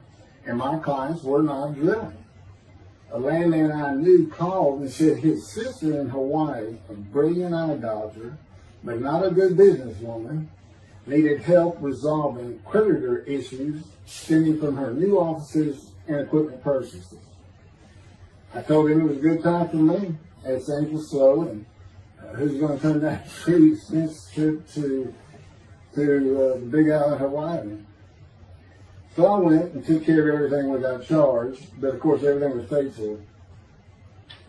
When I came back to live in Hawaii at the urging of the doctor that I had helped, who did not like the look of an abrasion on my chest, and it had been there for years, I was examined by a friend of hers, and it was cancer. I don't remember what the doctor called it. He removed it in surgery with a 6-inch diameter circular cut, and it was not malignant. I could practice in just about any area of the law, and all I had to do was pass the Hawaii bar exam, one of the toughest in the nation. While studying for the bar, my body, all at once, in a moment, told me something bad was wrong with me. I had been running, swimming, riding my bike everywhere I went, letting Justin have the car, and had been feeling good and strong. In a moment's time, I was weak and sick while grocery shopping, and there was a pain in my belly and my abdomen. I did not know it, but a large tumor in my colon had burst through my colon, and I was bleeding internally. I did not go to a doctor, which I guess is my nature. That, and I did not have medical insurance. Anyone asking for help, asking anyone for help unless things were at a critical stage, such as a bullet wound, was something I couldn't do. I mean, there's all kinds of personality disorders. I thought surely it would pass, and decided to just give it time and bear up to the abdominal and belly pain. I continued studying and took the Hawaii bar on Oahu and Honolulu in the summer of 2001. I had lived in pain for so many years from my headache, and passing the bar was so important, I just kept going day by day. Pain was getting worse, and but I kept exercising. It's the only time I didn't focus on the pain.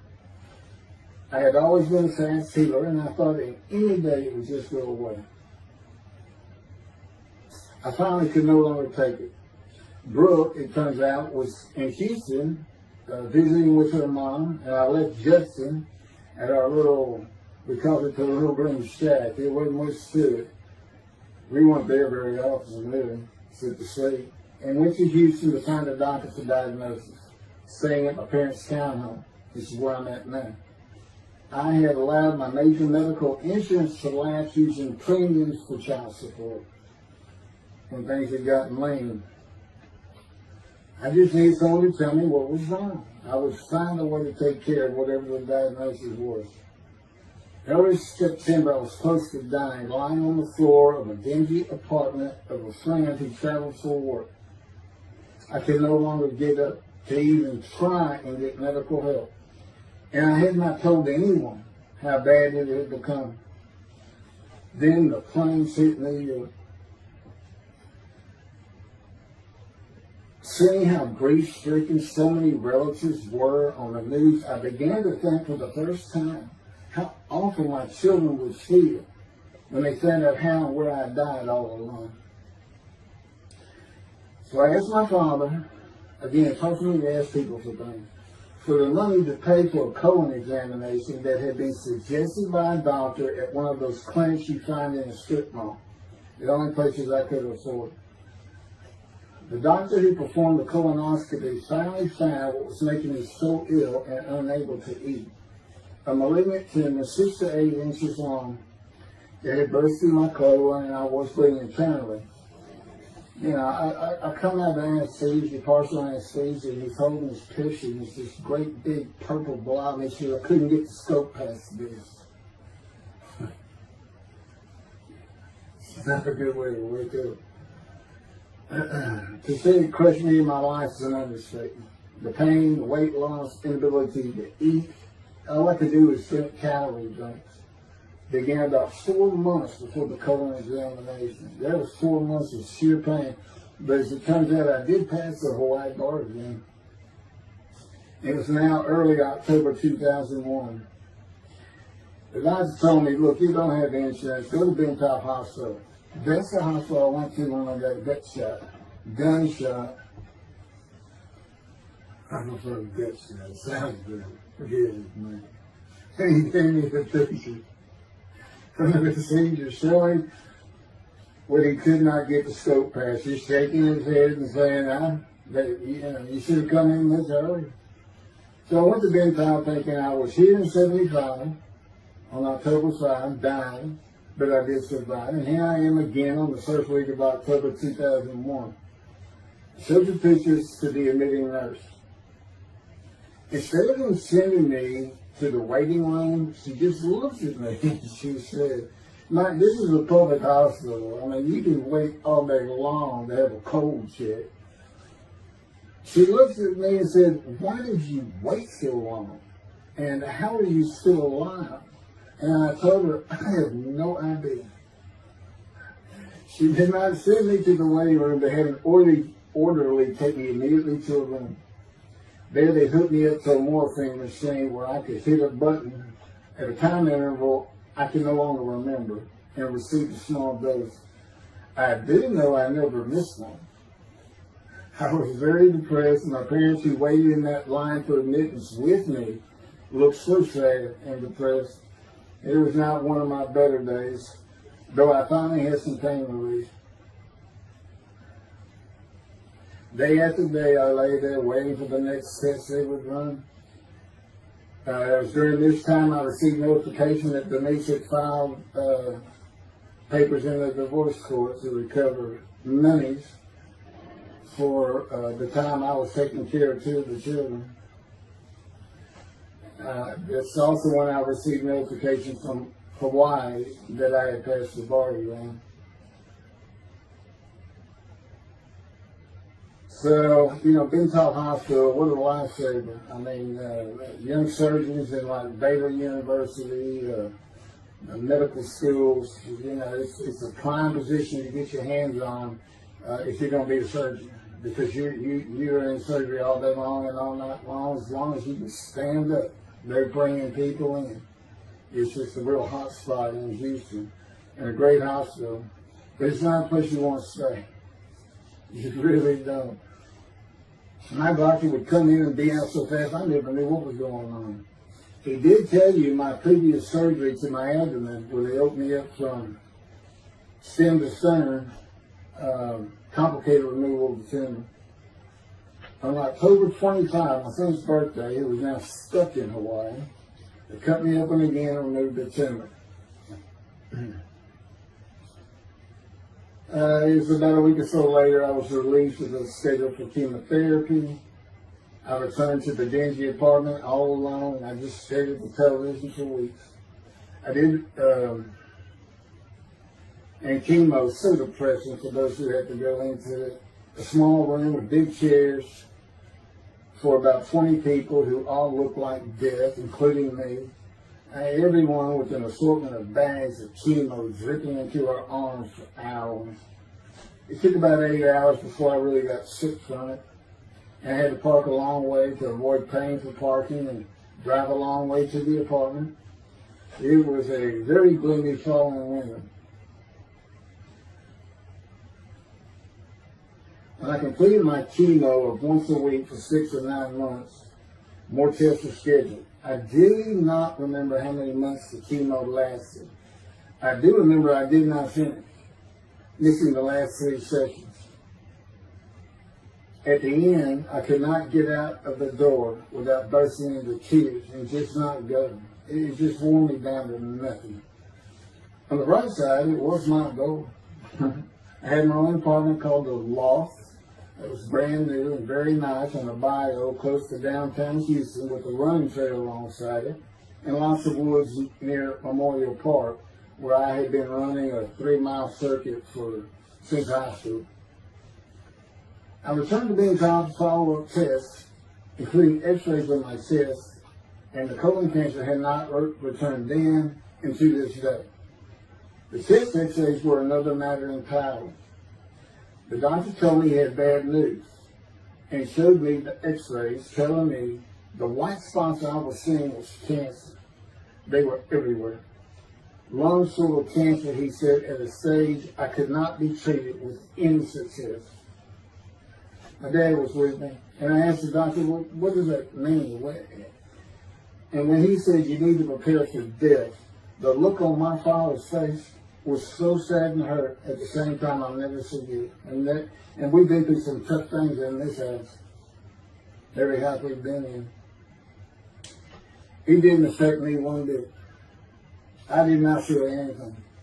I was too beat down from the chemotherapy to care, I guess. God tells me I had a lot to do with that. And in fact, no matter what they said, I didn't think I was going to die. But I didn't know that. I just wasn't having that conscious thought. And that's what he had a lot to do with it. Of course, he hadn't spoken to me yet. I had never seen a doctor for cancer or any other ailment since that day. I had to get Justin home was all I thought about. But I needed money. I found an old client that needed a title pin for a drill site well. I struggled through that and got my boy back to Houston. And it was tough. I was so weak. And it had been so long since I really had done any title work. And just going to pick the work up and visiting with the client was the major to-do for me. But we got there and I got Justin home and he went to live with some childhood friends. This is now 2002 and going into 2003. I just walked all over the running trails in the 3-mile loop at Memorial Park and in the woods day after day. I didn't think about dying, but I did start. But I did not think about restarting my law practice either. I watched a lot of television and played video games. I watched the Tour de France for the first time and got inspiration from Lance Armstrong. I was still alive though, and the funny thing was my lungs never bothered me. I was never sick. It's because God had already removed it. After I got the news I was dying of lung cancer, he took them from me. That's what he tells me. And I don't have any symptoms. Well, you'll see right here, in 2005, I picked up some title work here and there and made an office out of my loft. I bought my first motorcycle, soft-tailed lowrider Harley Davidson. First time in many years I was happy. I love riding that bike. In 2006, I did some landman work for standard day wages and began dieting and running.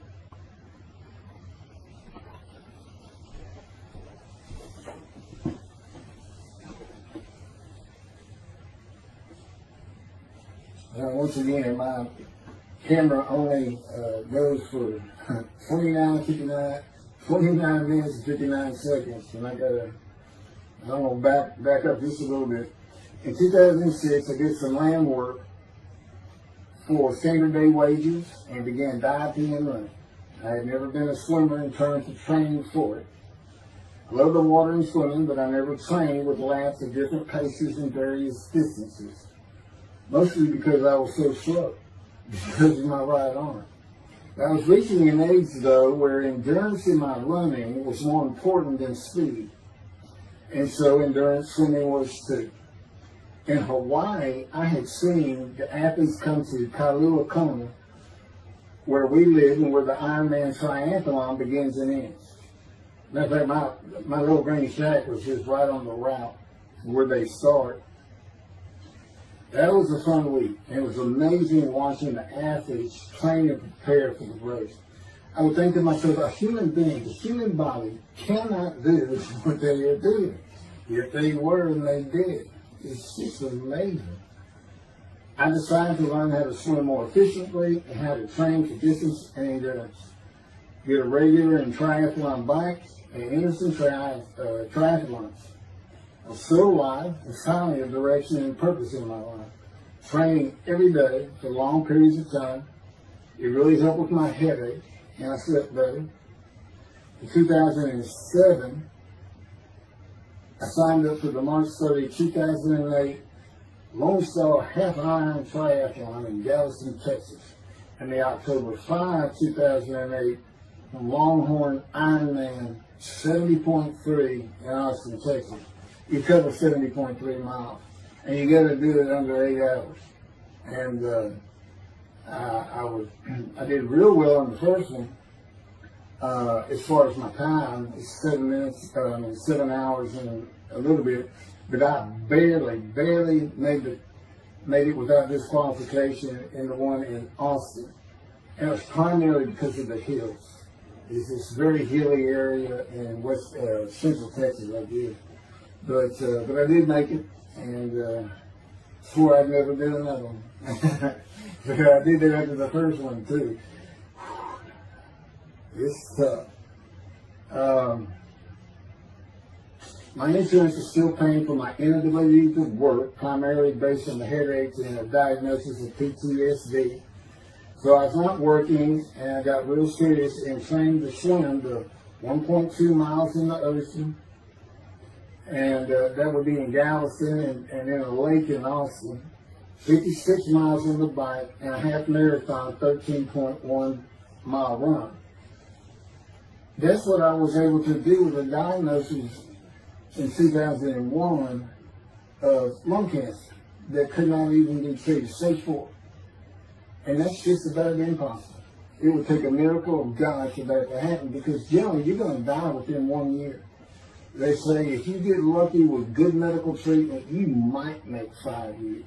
But 1 year is standard, if you can make it that long. That's not proof that I offered myself to guilt for God. Because you can't, it's not something provable. All you can do is see the result of that offer.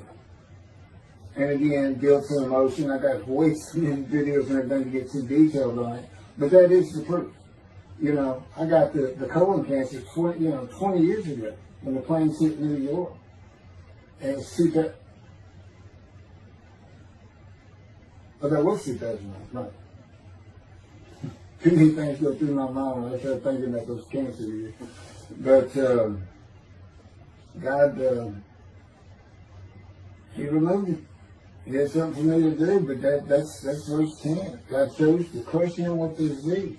And as I've mentioned, the reason He chose that is to show that I was blemished, defective, could not possibly be an offer for sacrifice, because He knew what the Gentiles were going to do. They were going to put an unblemished lamb in there and call the Jewish people's Bible their own, and use the laws of Leviticus, not unlike Mr. Toby the singer and his 6 million blemished ram sacrificed by Hitler, the righteous servant of God. How that seems to read. He's welcome to respond any way he wants to do that. But it's on the video, it's in the book, it's in quotes by him from his midrash, from his site. And he said, share this with everybody. Everybody can take it. Just share how great my knowledge is. Well, it's lacking in some areas. We don't question he's an intelligent man, but his reasoning capabilities, in my opinion, at least it's Isaiah 53, are severely wanting. I am that man. And God's going to give the Christians hell with it and with me. Just like I just heard this for the first time on the video. When all of a sudden he had me say that Jesus announced he wasn't the man of Isaiah 53 on the cross when he said, Father, Father, Father, why are you forsaking me? Because he was about to die. In Isaiah 53, who he thought he was, and he's not, he doesn't fit the verses, but he thought he was supposed to be exposed to death, but given long life. So boldly he goes into the Roman Jerusalem and gets himself taken up. He's not worthy. Delusional, yeah, maybe, but as far as I'm concerned, he's nothing but a story. He never existed. The story starts with the scenes of the Red Sea Scrolls and the teacher of righteousness. Real quick, I'll go over that. Here's the thing. Their founder is called the teacher of righteousness. Okay? They were great followers of Isaiah. They had the great scroll of Isaiah. They're prolific writers and copyists. They have their own gate at Jerusalem. The Essenes Gate. Now, the New Testament never mentions them. You got Pharisees, Sadducees, Essenes, but they never mention an Essene. And Jesus, quite frankly, would have been one of them. Because they embody who he is. They didn't like riches, hated sin. They didn't like material things. They removed themselves from Jerusalem, in the most part, to those caves by the Dead Sea for that very reason. But they did have a gate. They still had people who would be there. And you know what they would do at the gates? Tell stories. That's what you do. You tell stories. And it is a great story. Here's this guy who's connected with God. Back then they believed men were gods. Caesar was a god. Over in Egypt you had the same thing going on. It's a common thought that men could be gods. And this story just springs up. And they didn't even question. They'd have gone and questioned it. I mean, they're sitting right front and center in Jerusalem. You think they didn't hear? This man walking on water, raising the dead, feeding 5,000 with 2 fish and 5 loaves, turning water to wine. That alone, Rome would have said, Caesar would have said, he does what? He turns water to wine. Bring him to me. Don't touch a hair on his head. You don't kill the man who turns water to wine. You send him out with your armies. Make your men happy. It's there's so many ridiculous aspects to it. Most particularly, God performed a human sacrifice for the sinning Gentiles. He left the sinning Jews for the sinning Gentiles. But he gives them an out, these Gentiles, not his son. He gives them an out. I know, I'm going to kill my son for you. So that you'll be forgiven of violating my commandments and laws. If anybody knows God, and the Jews do, and I know him like nobody's business, that's not him. That's not him. I mean, he told the Jews, I'm never going to leave you, but I will punish you. Now that's him. That's him. And he'll put you through hell just to make you a better person, a better people. And he has no plans to change it, man. He's not going to change the minds and the thinking of billions of people to make them love the Jew. He's just not going to do it. And the practicality is he didn't create man for him to even be able to do that. Now, he could have created humanity where he could do that. He could change the mind of everybody at the same time. I'll tell you on this, he's been working on my mind for 13 years. It is one brutal compromise. It's a very one-on-one affair. Now he says, now I could just kill everybody. I mean, that's easy enough. That's easy. I could just kill everyone, but He said, that's not, it's all about this. You got to know how to read the Bible. It's written for antiquity first, and the Dark Ages, and then the Age of Enlightenment. I mean, basically he's saying you've got to go back over it. You've got to check these guys. You've got to check Rambam and his speech. God's going to make the world speak Hebrew. Or, they will be the pure. So you got to check some of this stuff. And I read Rashi's, I went through his Isaiah 53 main draft, and all I can say is very unimpressed. I've seen what he has to say in Malachi. He didn't pick up on any of this. He didn't know what the angel of the Lord is, the angel of the covenant that you desire. He doesn't know how Moses goes by a burning bush that's not consumed. The angel of the Lord is in there, and God speaks. I do. To me, it's just like, well, you just get some basic concepts, and all of a sudden, and quite frankly, it'll open up the scripture to the Jews. They can put the Talmud aside for a little while. But I will say this. God says, if you can study it, study it. There's all kinds of great things in it. Just be real careful about what you teach from it. And it's useful for heaven. If you like to talk about Talmud as a scholar with other Jews, who may very well be in scholar remembrance with you, you can meet up with them. Just see them in the meeting places, have them over to your room. Y'all can watch the new earth being created and the new peoples of God chosen, and watch the evolution of the chosen people. And humanity, the same as this one. God says, why would I change? Why would I change it? When I did it, it's perfect. And you can tell me sooner that the evolution that he's talking about, where all of a sudden the world's going to love the Jews, been going on for over 3,000 years, and it hadn't even, and today anti-Semitism is up, and David is here. It's not going to happen. Thank you very much. I will be doing, is that 5 and 6? Yeah, that was 5 and 6. Now the book picks up at chapter 7. It's on a video when God first speaks to me. And it's just very interesting. And we'll still be putting some videos out. But I've pretty much covered all the major material. Everything from Isaiah 53, the day of the word, Lord. There's a few more things. And it's a better read than it is a video watch. But, for those who like to read. But it's covered very well in these videos. And now that I put in the personal part in, which is to show how I see Isaiah 53, and you see the difference in my life. Now that's a life of suffering. That's a life of pain. That's a life of familiar with disease. They said, gee, when he died on the cross, he was scourged. He was scourged, and this and that. Do you know how much he suffered in his life? I mean, he's not even in the conversation as a man of suffering. He's not in the conversation.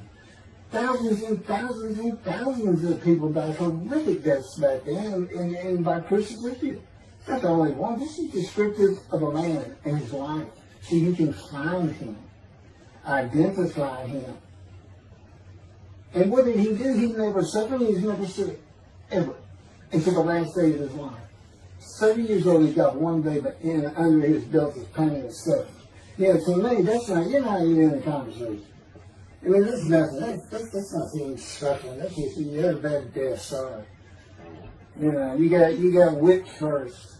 You got whipped. One gospel says that the scourging was an open-handed slap to the face. Now, the other three do say scourge. But then every movie you see, he's carrying that cross. He's all whooped up and bleeding, this and that.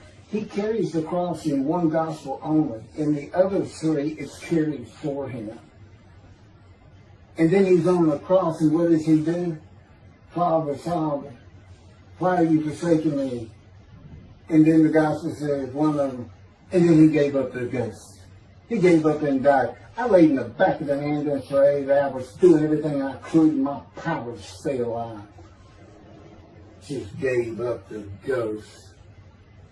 There's another video where we make that a little bit more humorous. Anyway, thank you for listening, and I guess that's it. Thank you.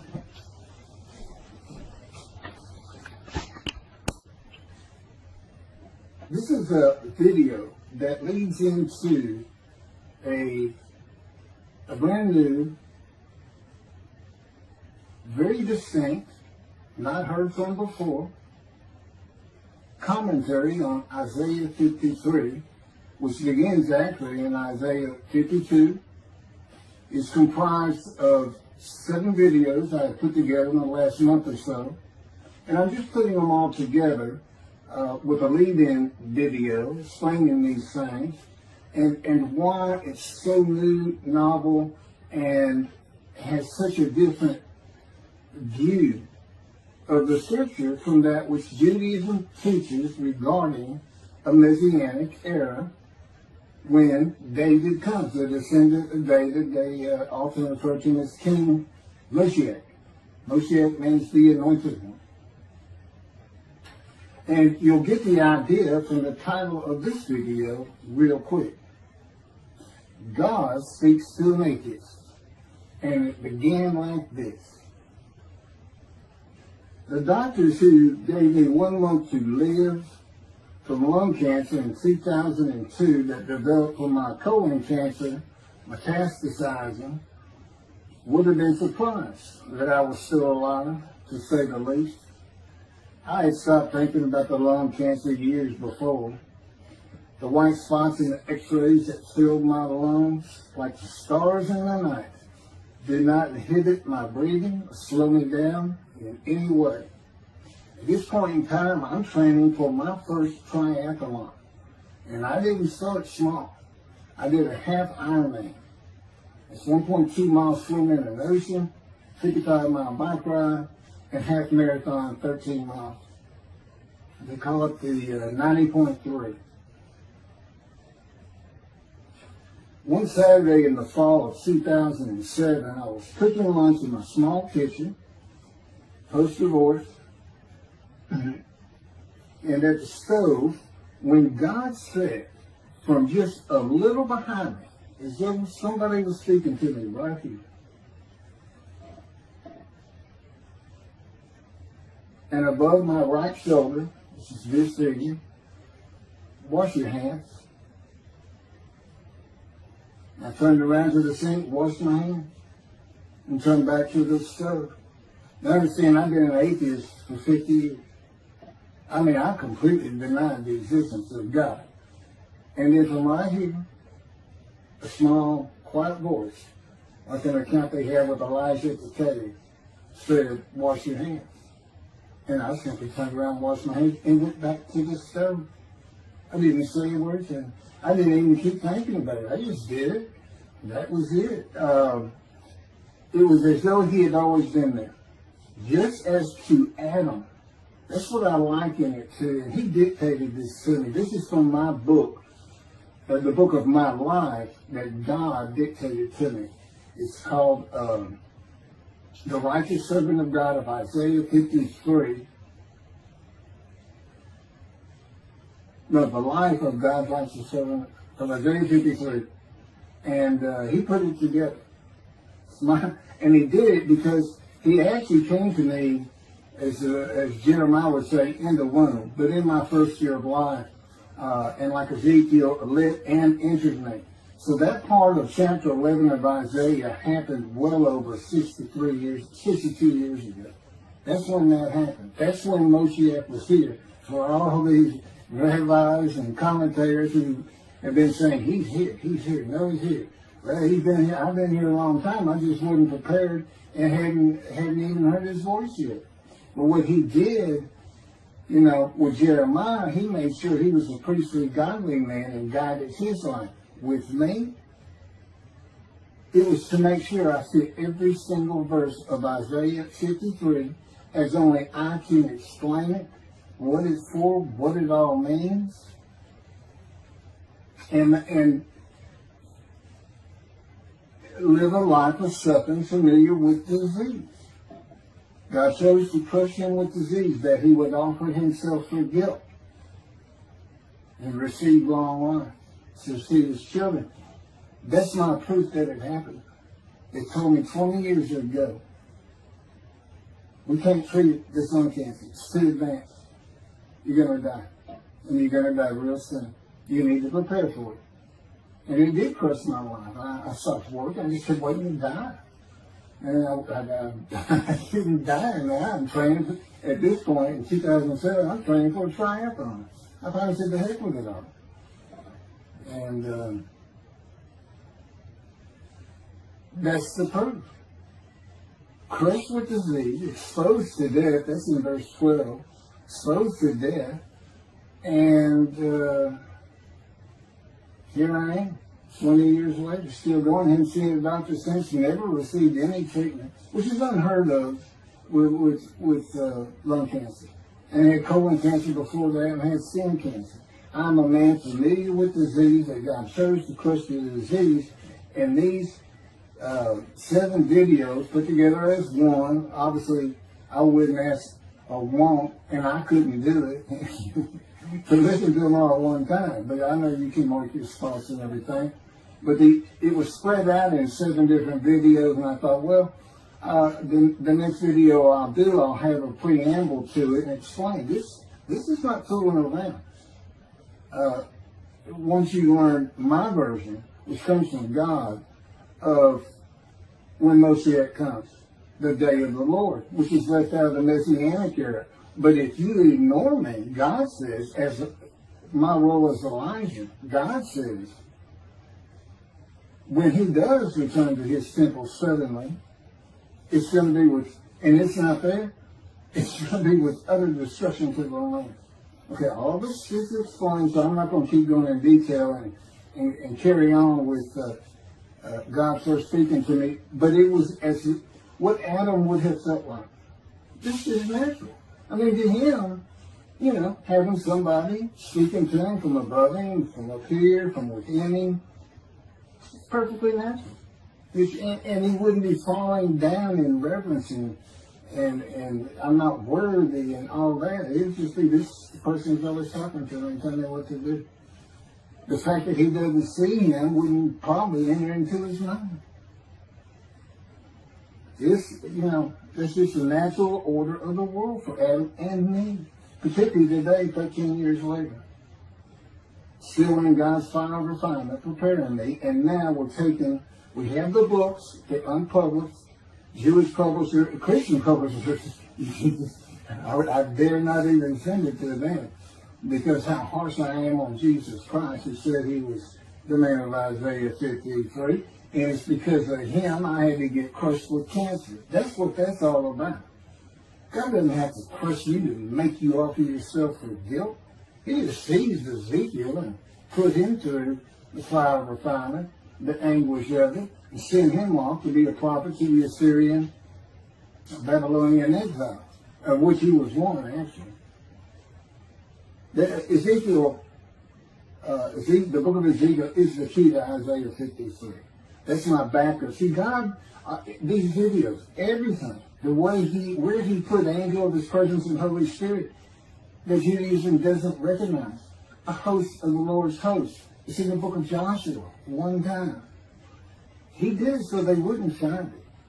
He knew what this was going to be about. These are my proofs. This is what it's all about. To set it up for me to be this controversial. You just got to take the Messianic era of Judaism and toss it out the window. And you'll understand why, when God has me explain it to you, he controls everything I do, think, and say. Finishing preparing lunch and ready to watch a Texas A&M football game, I headed to the living room, and God said, "Get a napkin." I turned back to the kitchen and got a paper towel. Sitting on the couch, from about the same place. Sitting on the couch with the television on and my plate in my lap, God said, "Get your TV tray." I got up, set my TV tray in front of me, and placed my plate on it, began eating and watching the game. That night, I was in bed reading a book. From the doorway, God said, "Tomorrow we're going to Bed Bath & Beyond, the store, to buy a shower curtain, sheets, pillowcases, and shopping journals for things that you need." I said, "Okay." and continue reading my book. That's God's spoke to an atheist. That's how it started. We call it the early years now. Talk about it. It is so different from the way things are and all the same in the same breath. And I have since done this. It was by his power upon my emotions and thoughts that his presence with me was though he had always been there. In other words, when you read in the Hebrew Bible, God calls somebody's name like little Samuel, and he says, here I am. Here I am. Now there's some accounts of people falling to the ground, but he can put a silent knowing to you. He can put knowledge within you, your mind, where you never hear a word from it. In other words, put into your mind the God of all creation is about to speak to you. And he doesn't have to say, stay calm. He controls emotions. He's telling me, Keith, I created emotions. And there's nothing I can't do with yours, and believe me, it's been proven. I'm not going to get into all that. This story goes on. It turns out he had been like Jeremiah from the womb when he passed by that. I've never been affiliated with any church or synagogue. I've never had any teaching from yeshiva or seminary. Throughout my life, I did not. Let's say it this way. I was the actual opposite of Jesus Christ. Actual opposite. I'm a sinner. You know, I mean, he took me back. He said, look. Yeah, because I said, well, I wasn't that bad of a sinner. I was. He said, still it. Still, he go off in vision like the story of Scrooge and the Ghost of Christmas Past. I so get smart with him. This is just talking friend to friend. I can talk to him like he's just a buddy sometimes. There is a line I know not to cross. I said, why would you call that a sin? Why is that a sin? He said, Keith, it's a sin. You lied. I said, you did do it. If I didn't lie, I was going to jail. He said, but that don't make it good. I said, well, which comes first? Going to saving yourself? Or lying and... So what? I didn't believe in you anyway. I wasn't worried about going to hell either. I didn't think about those things. He's telling me, man, I didn't let you. That's why I was with you from the get-go. He wanted me to be fresh. No preordained, settled in thoughts and beliefs on anything. Of course, I grew up in Texas for the most part, so it would have been Christianity. I didn't associate with anybody who was religious. I didn't even know what the term Jesus meant. I didn't even know that Jesus died for my sins, supposedly, in their theology. And I didn't know that there was a problem between Judaism and Christianity. Jews and Christians, I didn't know that. I had plenty of Jewish friends. You know, I was in the late 60s, 70s, my formative, going into my teen years, and you know, we treated everybody as an equal. I never thought about it, including African Americans, who in my day we just said blacks. I guess it doesn't go anymore, but they're great friends of all kinds. My best friend, I didn't even know he was Jewish until I saw him on Facebook 4 years later. But anyway, let me jump ahead.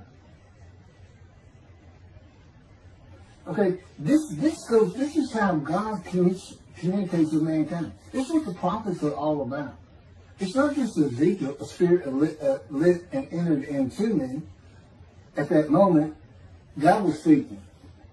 And then he says, at that moment, a spirit entered into me, and then I could hear God's words. So he's saying, and that means God is in his spirit.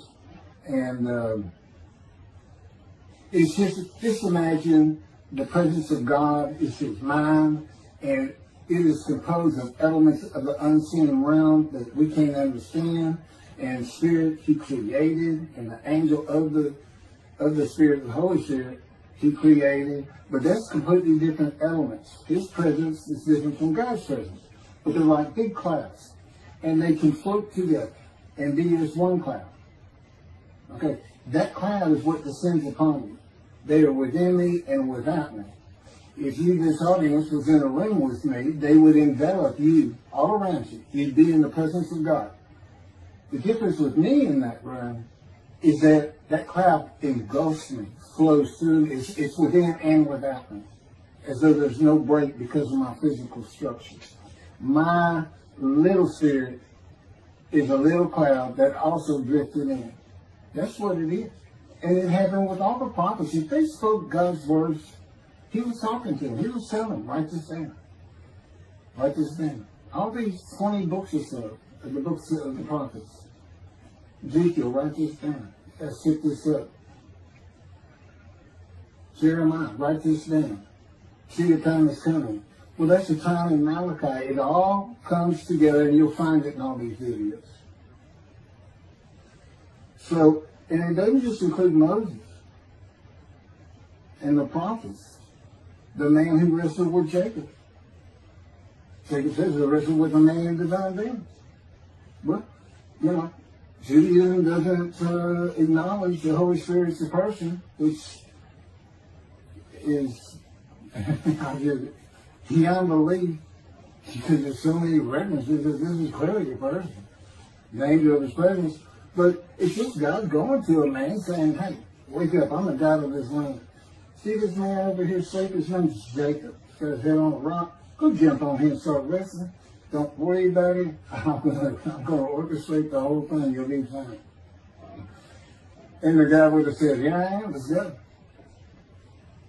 That's how he does. That was, and Judaism says the man in divine beings is an angel. No, you know. That'd be like saying, I'm an angel. And you wouldn't want to say that. Well, you wouldn't want to say it to me before he came to me, because that made me mad. But I had a hell of a temper, just like Moses did, and like Ezekiel did. And God knows how to knock it out of you, to where you smile and laugh a lot. Because I never used to. Now, well, you got to read the book, and you'll get it. You'll get it. And I'm just, you know, just like a lot of people, I've been through too much, hurt too much, suffered too much, to have any thought that there's anybody upstairs, you know, who cares about me. It's just, don't even mention his name around me. You're going to fight, or I'm leaving for you, and you'll never see me. Don't do that. Because it just makes me angry. All that's gone, by the way. Lots of stories on that. Oh, and the Spirit speaks. He's got his own personality. He's angelic. He has a very childlike voice. And he's just nothing but a ball of humor. He can have me say he's the greatest comedian of all times of the universe. And he's just a joy to talk to him. And he has the smarts of God. But I have instant communication with him. I have instant communication with God. It's like there's three persons in my mind. This one cloud, it's three clouds, it's two spirits and the elements of God's mind. And slow process of 13 years, and there's 13 years of, and this is from Isaiah 53, punishment, wounding, chastisement, maltreatment, crushing, bruising, and I'm telling you, he's relentless. These are the stories, and I have a lot more once I get to Israel, and I have full confidence God's going to get it done. There's one thing I don't worry about. 13 years, a year and a half of trying to get books published, denied by everybody who even bothered to answer me, because it's just so different. And it can only go to Jewish publishers, and it's just like, well, this isn't the stuff we believe, and it sounds like he's saying it's him, and this and that. Well, I was. God said I made sure I didn't get them published. I wanted to do the videos first. You see, I'm not on the executive committee. I don't know what's going on 99% of the time. I don't know what I'm going to have for dinner. I no longer have self-will. I can't ask him for anything. There's all kinds of reasons for that, such as, you know, if one of my kids gets sick and he doesn't heal them up, you know, cancer or something, Am I going to be disappointed? Am I going to be hurt? The answer is no. He's trained me too well to even bother asking. If he's going to do it, he's going to do it. I know he has the knowledge, and he's right here with me. So, it's a long, detailed process. I know things from his perspective. This is another reason the Messianic era is not going to happen. And it comes out in these sounds. But the Holy Spirit, the angel of his presence, we're friends. God says, I can't be friends with human beings. I said, well, we're friendly with each other. He said, yes, that's right. I said, I Googled this, and technically you are my friend. He said, well, I know, but I just don't acknowledge it. I said, why? He said, because I'm God. That's the way I am. I get to do whatever I want. He's just messing with me. It's just like having a friend. Of course, it's a true statement. He can do whatever he wants. But he's pretty stately and regal. But, again, we live together. I've lived with him for 13 years now. And it's never going to end until I die. I wouldn't even know what to do. He said, if I let you, you're going to fall down dead. You're not supposed to be alive. I keep you alive. So I took that cancer from you, but I just put it back in if you do something that you want to leave. I said, well, what am I going to do? No self-will. To an extent, no self-thought. And I told him, I'm not even a human being anymore. He said, well, what are you? I said, I don't know. I'm man and divine being, but I'm not human. I don't have self-will. That's what distinguishes you as a human being from an animal. He said, but I'm being a human for you. I'm providing you self-will. So you do, in a way, have it. So you're still a human being. I said, well, I'm dead. He said, why are you dead? I said, because it's like my brain's not connected to my spirit anymore. It's like you're sending all the information in. And that's about heaven. I haven't lived the existence in heaven as to my thoughts, because in heaven you won't have a mind. The heaven for the Jewish people only, I might add. You won't have a mind. God's got to provide it for you. He's got to be you for you as a completely new and different creature. Still you. It's a very amazing story on how that goes. And I'm taught all these things and literally experiencing, not only in the real, but in visions. I've had more visions than, if you count every single vision in the Hebrew Bible and the New Testament, I've had easily double that. And I'm a walking visual. God's communication, and this actually shows up in the story of Moses, he won't let me tell right now. But he puts images in your mind. Instead of saying a sentence, you get something in your mind, a picture. Anyway, I call it visuals. And you can be wide awake for those. And I can be in vision wide awake. Okay, so we finished our shopping. You get shower curtains and everything. And God said, let's go to the bookstore and get you a Tanakh. To which I replied, well, what's a Tanakh? I didn't Hebrew Bible, okay. Well, I know the Holy Bible, the New Testament and Old Testament. And on we go. My son to learn for the first time. At Barnes & Noble's, we looked at all the Hebrew Bibles and purchased the Jewish Publication Society's Tanakh, the Holy Scriptures, which is a translation that began in 1956 and was published in 85. Men who spent 30 years on the Leningrad Codex, the oldest Hebrew Bible in existence. They started from scratch. I hear these rabbis and people saying, well, I know what these translations are, this and that, and this, and God says, just go with the JP is. They hit it right just about every single time. I've only found one thing that I don't understand how they miss it. But it's in 53. This is the 1985 edition. That's the best translation you can get out there. And I don't just hear God speak to me. His presence is heavy. And I'm also, it says he pinned Ezekiel's arms behind his back with his cords of power. And by his cords of power, Ezekiel could not leave his house. That's in Isaiah 53. He took him from the land of the living. Took him from society.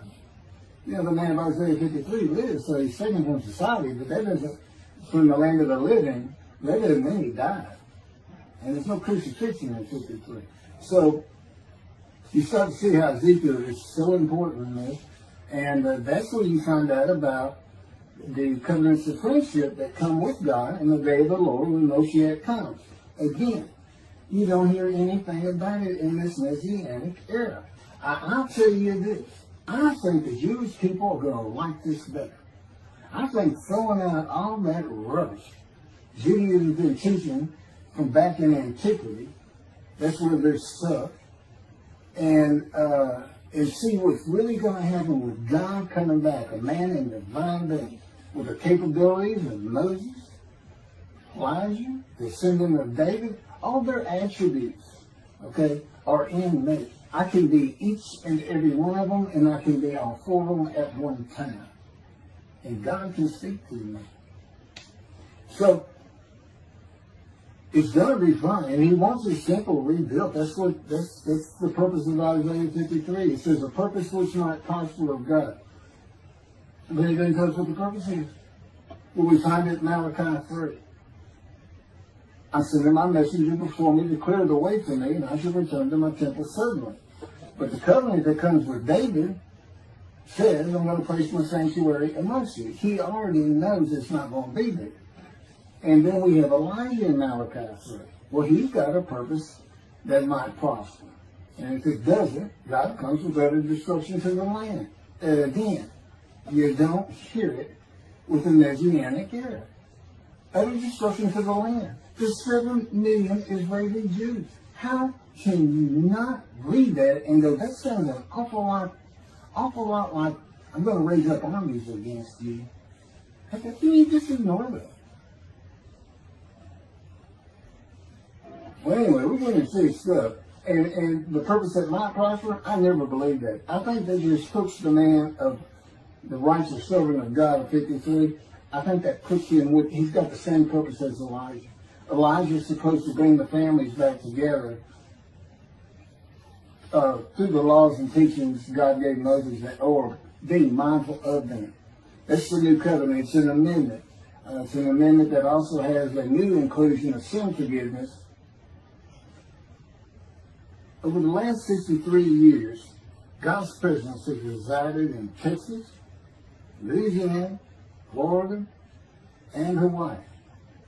And he is more than ready to return to his land, Israel. Because wherever I am is where his presence is, and those are all the different states I lived in over this time period. Wherever I go. And in fact, if you see me in Israel down at the old city or down at Tel Aviv, you can turn to your friend and say, hey, I know where God is. I said, really? I thought he'd have left. Some people say he died. I said, no, you see that guy over there?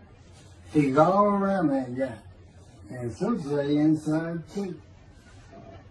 That's what it's going to be like. God said, when did Israel, we're never leaving again. I said, I want to see Great Britain. He said, it's like, did you just ask for something? I'm like, oh. Yeah, that's good. I hope I fry if I hit the border and cross over. I hope I just burn up. Plus the combustible flame. But anyway, that's where he wants to be. And I'm sure he's going to get there.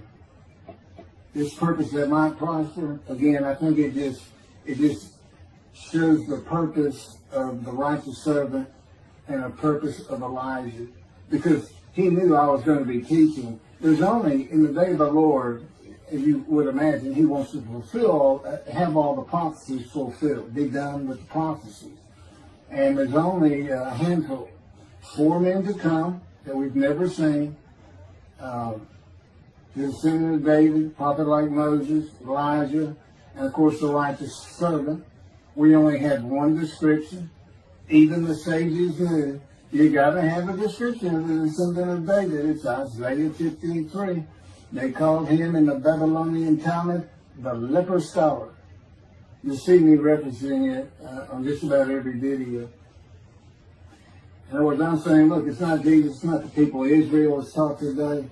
It's this guy from the Talmud that just hadn't come yet. You just didn't know, didn't have a man that fit the description. Well, you do now. And two covenants. The friendship covenant, which is actually in two parts, Ezekiel 34 and Ezekiel 37. One part of which is, I'm going to put my sanctuary amongst my people. And the other part, interesting enough, has to do with the land blooming again, which is Jeremiah 31. See, a time is coming, the land will bloom again. See, a time is coming, the cities after desolation of many years, 2,000 plus actually, will be restored and Jerusalem rebuilt. And the Jews shall never be defeated again. Okay, now we just talked about other destruction, likened to armies being raised. But here it is in this friendship covenant, in this, Jerusalem being rebuilt. If that's done, then you'll never be defeated again. So, you look at it and go, well, there's kind of a problem between those two. And what I think it means is he's going to get the temple built now that Jerusalem's been rebuilt and he's come. That this might prosper because it kind of gets you. So what is the purpose of God might prosper? Who thought he could do everything? And he said, well, in large part, my people got to listen to you. They got, especially the rabbis, they never listen to my prophets. They're all full of themselves. And they know everything. Well, he starts getting angry. And see, that's not good for me. Because all of a sudden he wants to make me better, which means suffering. You gotta keep them away from those ladies. I feel the spirits. They're going funny. Get the funny guy around here. We talk friend to friend too. Well, anyway, I'm going to let you. There's a lot more, but this story is in my book. Hopefully, after spending time and understanding who I am, and this is here. It's happening. I don't care what the rabbis think or say. Look, I'm a prophet of God. I'm a man in divine things. If I say something contrary to what they think and say and believe, they're wrong. Automatically. It's a given. Because God is telling me all these things. It's his book. They're wrong automatically. And he is livid that I'm having this problem with Isaiah 53 being the people Israel. Well, it's in the videos, but you ought to see the arguments they really put back before that, for Isaiah 53:10 and other verses. Rabbi Tobias Singer out of his Judaism, he went Christian. The Christians went to the laws of Leviticus, animal sacrificial laws, and said Jesus is the unblemished lamb. That's why, and they're using, Leviticus where you could offer a lamb and for unintentional sins, but nevertheless, they turned it into, he was a human sacrifice, which he says himself. He says, God no longer wants bulls and goats for sin. He prepares my body for sacrifice. He's really talking about it, and God made the sacrifice to Gentiles so they didn't have to obey his commandments and laws. From an atheist who comes in with no religious background, I read that and I look up face to face with God wherever he is that moment. And I say, you gotta be kidding me. People believe this? He said about 2 billion right now. So I'm not going to bother trying to tell you how many there's been in 2,000 years. God made a human sacrifice to me so I can go to heaven. And I can go kill somebody if I want to. I can go beat my wife and my kids. I said Jesus again. God was teaching me the New Testament, and this guy at one of these mega churches came up to me and said, if you do accept Jesus Christ, you're not just forgiven of all sins that you have committed. You're forgiven of every sin you're going to do in the future. I said, really? He said, yes, really. He said, Jesus knows you're going to do it, and he already forgave you. I said, what? Okay. So, if you're a Christian, you need to sin all the time, because Jesus knew you were going to do it. I hadn't actually heard that taught, but that's the effect. Okay. This year in Jerusalem.